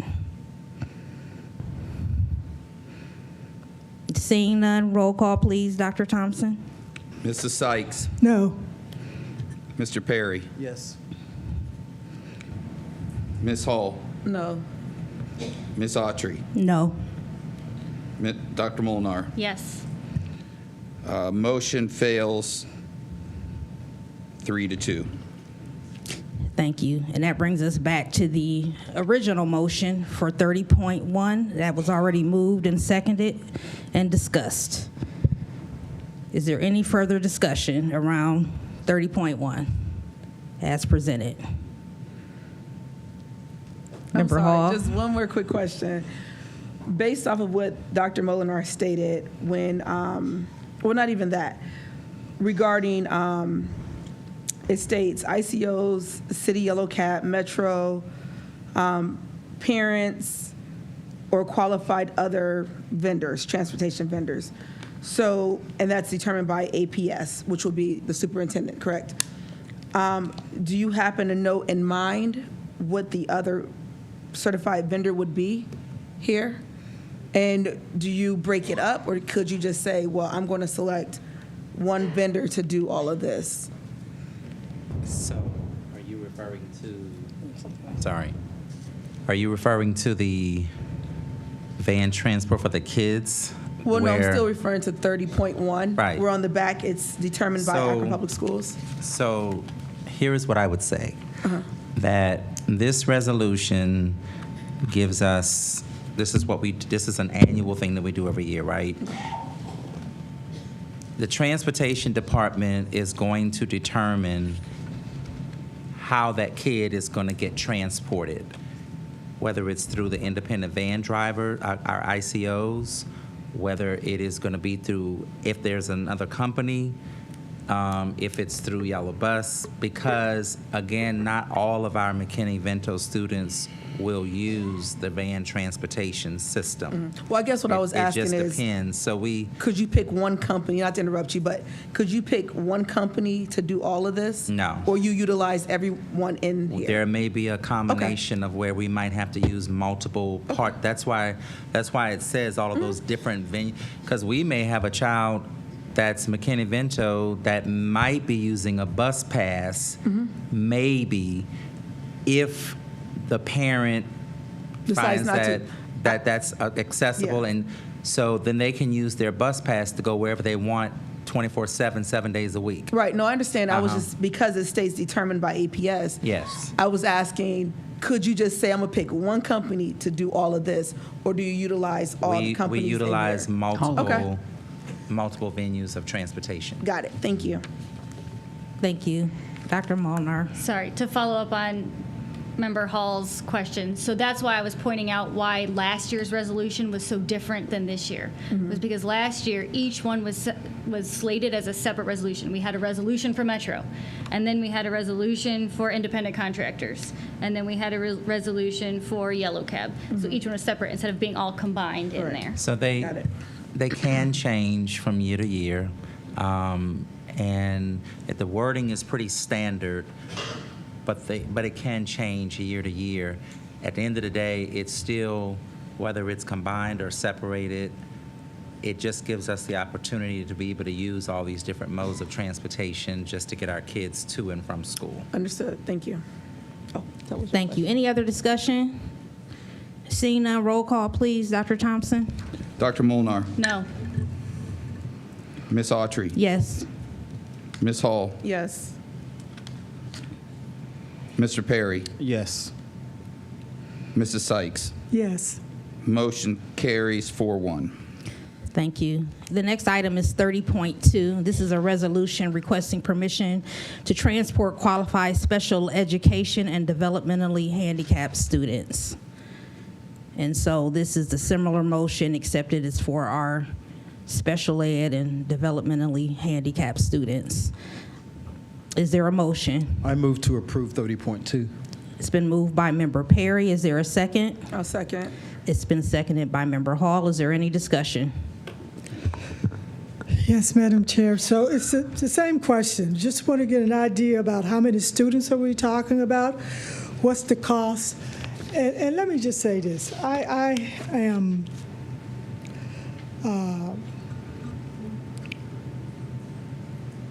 I want us to do the best job that we can do for our children, and especially transporting these particular children.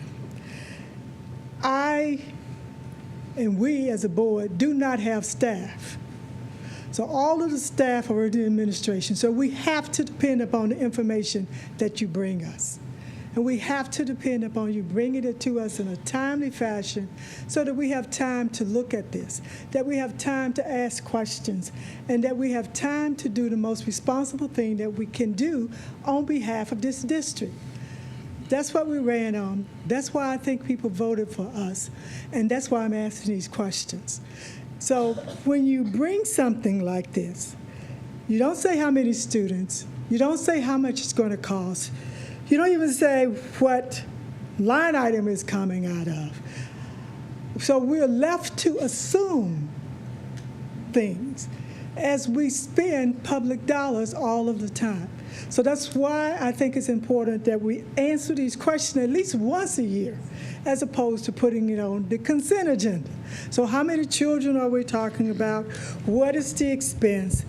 And then the question here that Member Hall was asking, qualified Ohio Department of Education and Workforce certified transportation vendor. And I'm sure what she's trying to get at is that could these people be someone that we are not aware of, that's not a part of, there's 15 RFPs that we got here. Could that be any of these people and some additional folks? Who are we turning our children over to? It's what we, as a board, have a responsibility to ask and to know before we vote on these issues. And you have all the staff. You have all the information, and we have to depend upon you bringing it to us, correct, in a timely fashion, and in a way that we can make the very best decision that we can on behalf of this district, this community, and especially our children. To help you with this section, we had anywhere from 852 up to 1,082 students that were qualified as special needs last year. It fluctuates on a monthly basis. Right now, after the rollover of our students who were promoted, at this point, we have 857 that came off the SPED list that we know of as of today. So we will get more as the special education department does their testing and determines their IEP. So it is always a fluctuating number. Those are just what I can tell you on a monthly basis. All transportation funding to your request does come out of the general fund, and as you saw in the slide that Ms.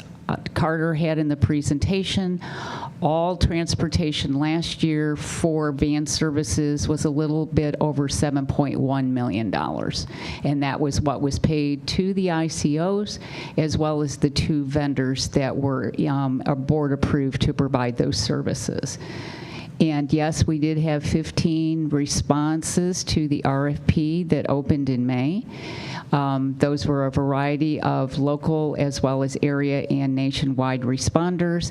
And at this point, we do have an obligation under the RFP to do the lowest, most responsible bid. And that's where it was determined in the review of the RFP that was presented on the 24th of June that the Templeton Transport LLC was the lowest, most responsible response to that RFP.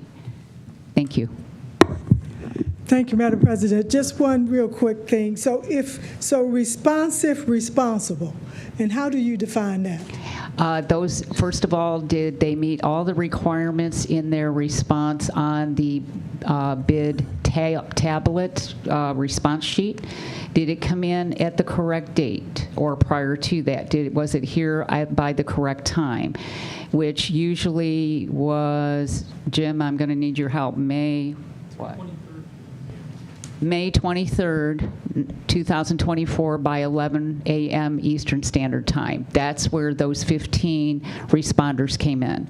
Then you go through and see, did they meet all the requirements in their response? We did, unfortunately, have one responder that did respond on time. And to be honest with you, we couldn't figure out what he was trying to tell us, but he still did respond.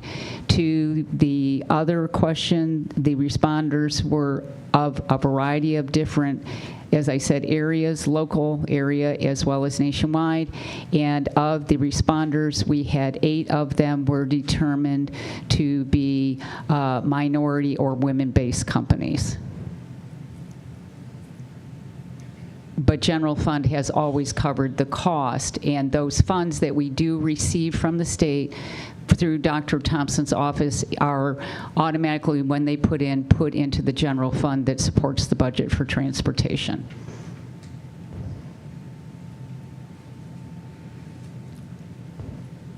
Thank you. Are there any other questions or discussion? I have one real quick. Member Mrs. Fogg? Hall. Sorry, you moved too fast. So when we pay parents to transport their students, Yes. is that coming out of general fund? Yes, it does. And what they actually do is agree to that, and there is a parent contract. They then give us information back to us to process their particular request. And so I'll just use, I'm doing the transport for my son and say the month of October, I have 20 school days.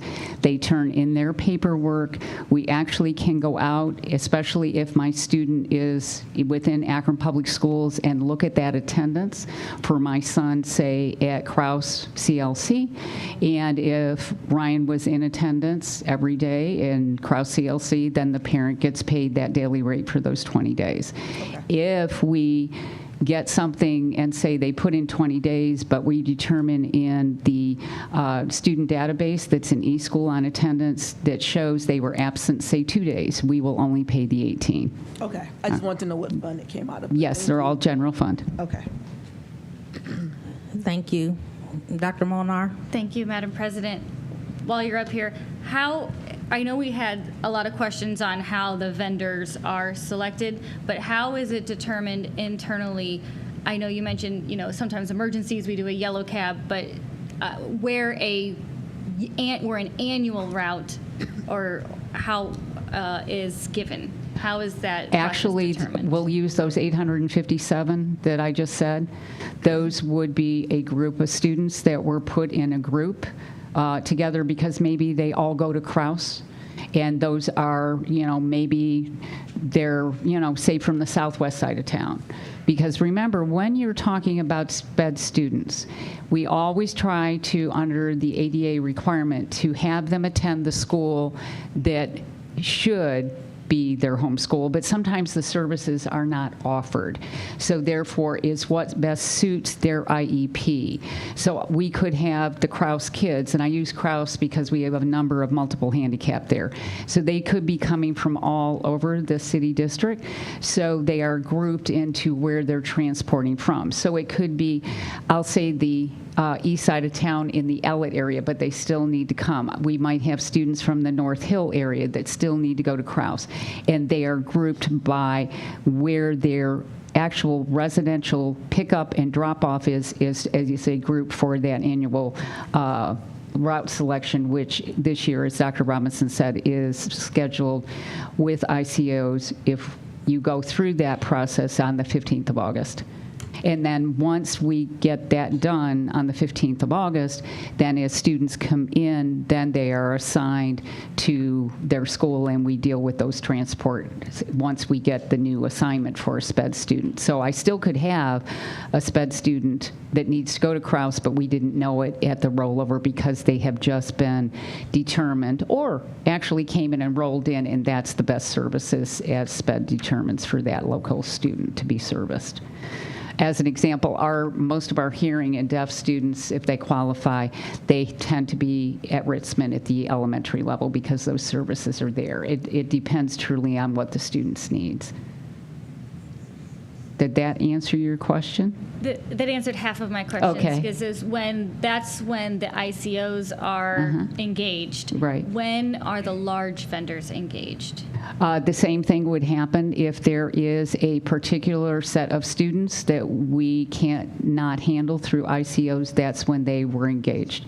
So there has been a process change, because remember, we started this process because we were not meeting the needs of our special needs students. We weren't being timely in working with our SPED and Project Rise departments, and we were at one point, we were a number of days in not doing those transports. So we were working with parents, trying to get people assigned, and that's when we needed to engage outside vendors other than our ICOs in a very similar fashion that we engaged Peterman to do yellow bus services that we could not, and we've had Peterman in the district well over 15, a Peterman type service well over 15 years. So this is just another outcropping for the needs of our students who need to be serviced in a variety of ways, because we've had a number of students become homeless, a change in the homeless law, and a change in the number of students that need SPED services as well.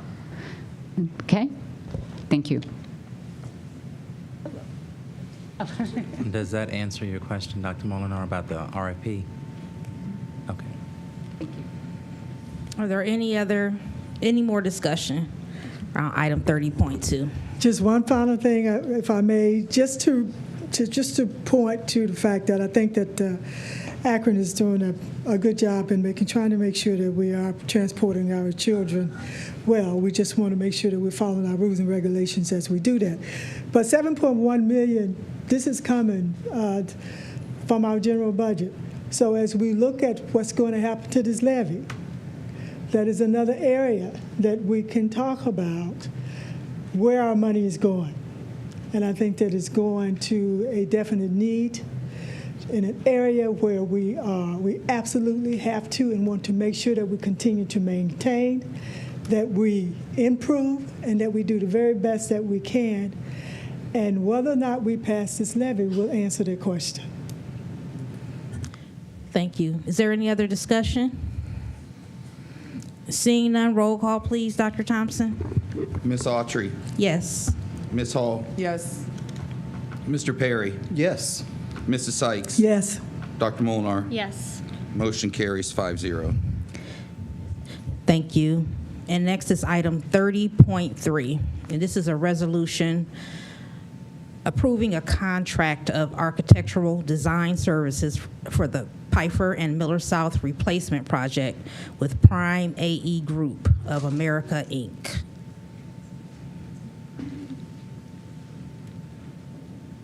What do you? Oh, sorry, presentation.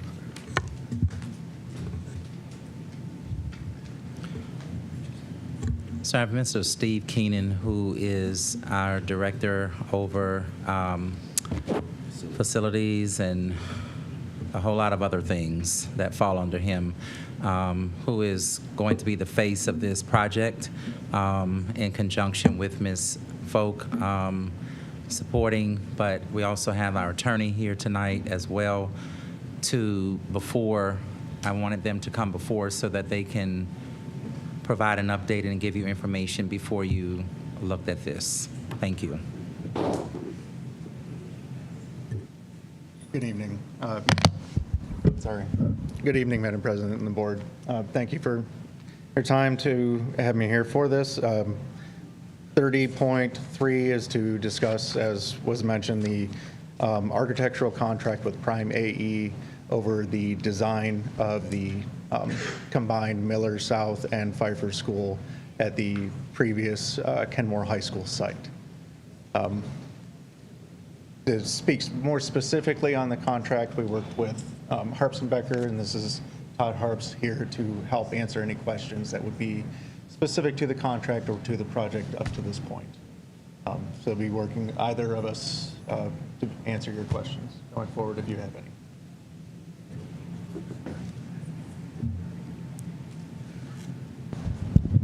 Good evening, everyone. Thank you. I'm Todd Harps. It's my pleasure to be here. I understand you've got a copy of the document ahead of time if you've reviewed that. It's lengthy. It's an architect agreement. It could be complicated or not, depending on your point of view, but I'm happy to go through it in as much or as little detail as is helpful to you in making a decision. We also have with us here tonight some representatives of the architectural firm. Dana Mitchell there on the left. I'll let you, Dana, introduce your team if you don't mind, just real quick. Madam, that's not necessary. Okay.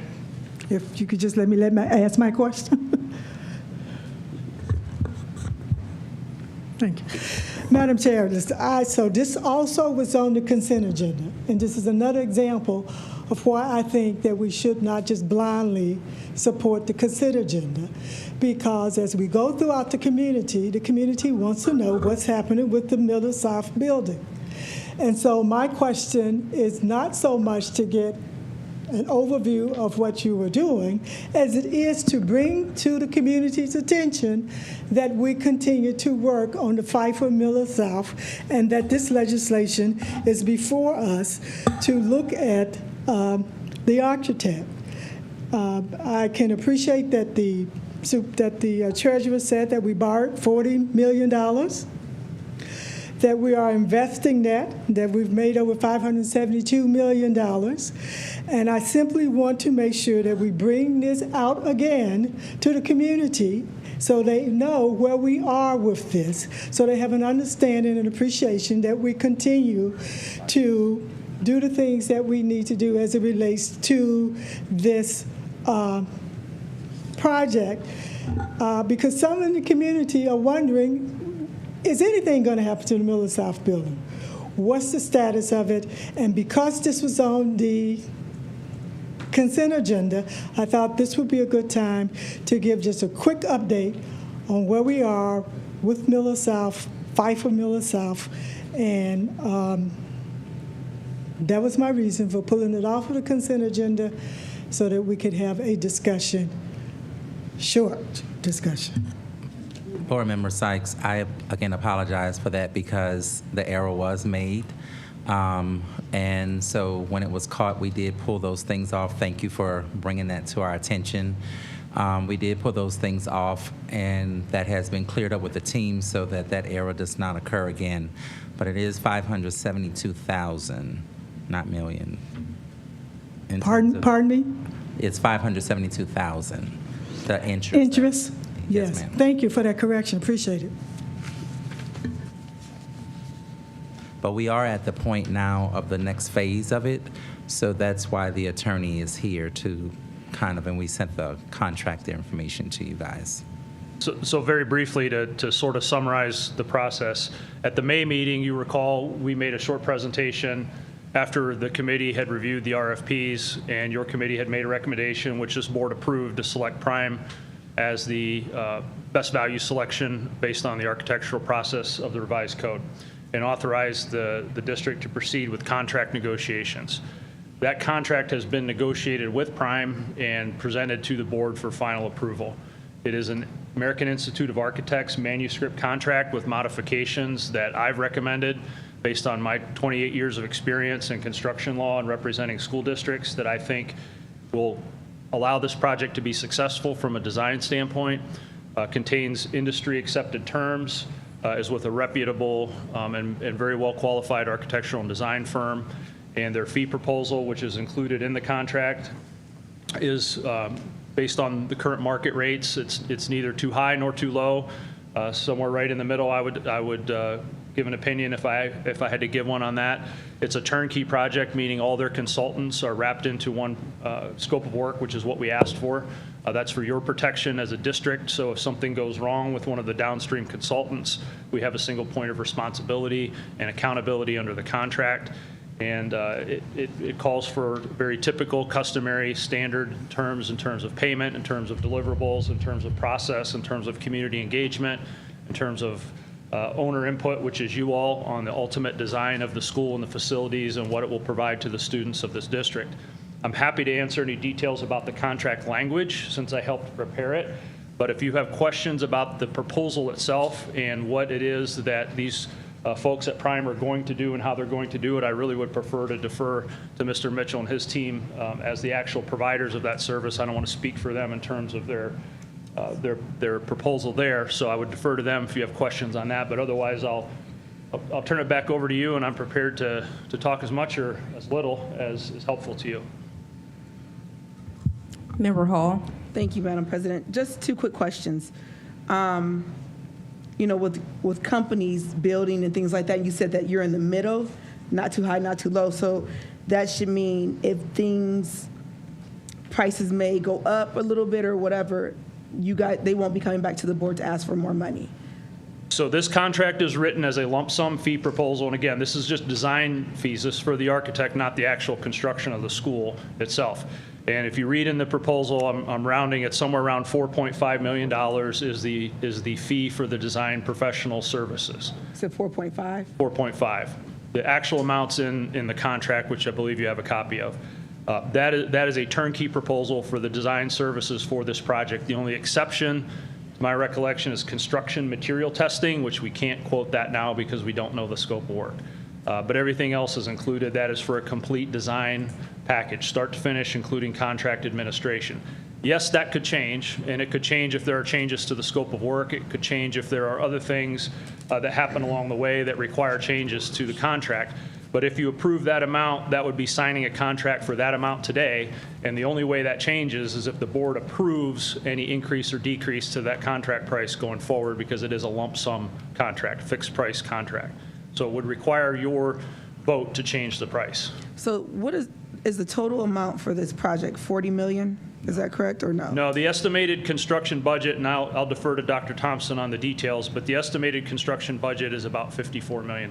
That's the one we've used as a basis for assumption in the contract documents. And that includes this 4.5 million? Does that include? Yeah, so what we've proposed or budgeted was 63 million total, leaving 3 million for demo and the rest for construction. So 3 million to demo Kenmore?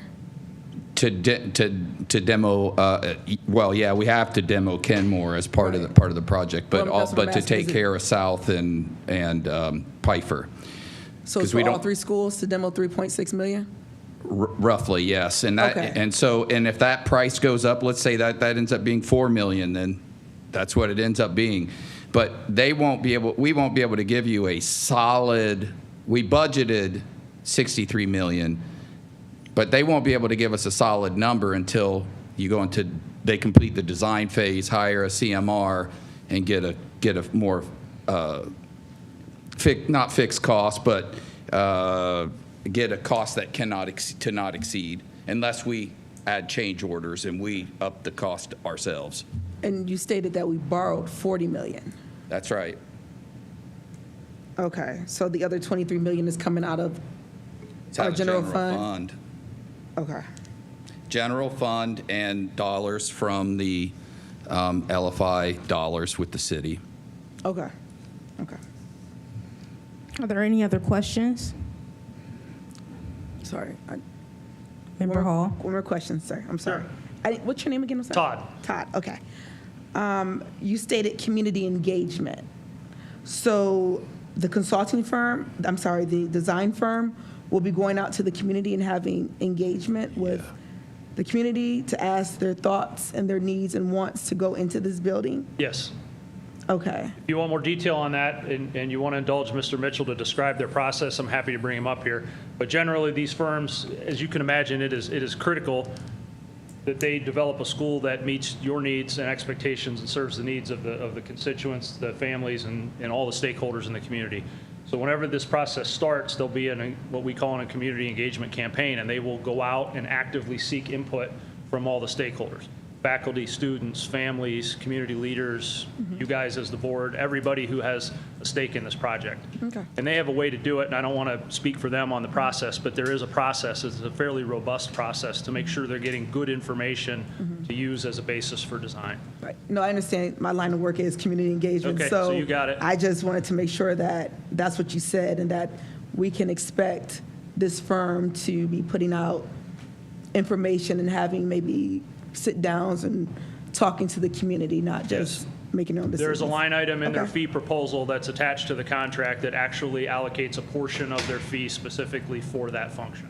Thank you. So you can see that if you're interested in the detail. And Ms. Hall, once this process gets rolling, then Mr. Keenan is going to be coming to bring frequent updates to the board to keep the board and the public aware of the progress that's being made and where things are throughout this whole entire process. Thank you. Are there any other questions? Thank you, gentlemen. So before us is item 30.3, resolution to approve this contract. Is there a motion? I move to approve. It's been moved by Mr. Perry. Is there a second? Second. It's been seconded by Member Hall. Is there any further discussion? I'm sorry, Member Sykes. Is there any further discussion? Seeing none, roll call, please. Dr. Thompson? Ms. Autry? Yes. Ms. Hall? Yes. Mr. Perry? Yes. Mrs. Sykes? Yes. Dr. Molinar? Yes. Motion carries 5-0. Thank you so much. There is no need to recess into executive session this evening, so we will move on to entertain a motion to adjourn. I make a motion. It's been moved by Member Hall. Is there a second? Second. Seconded by Dr. Molinar. Any discussion? Seeing none, roll call, please. Dr. Thompson? Mr. Perry? Yes. Mrs. Sykes? Yes. Dr. Molinar? Yes. Ms. Autry? Yes. Ms. Hall? Yes. Motion carries 5-0. Thank you. We stand in adjournment at 8:25.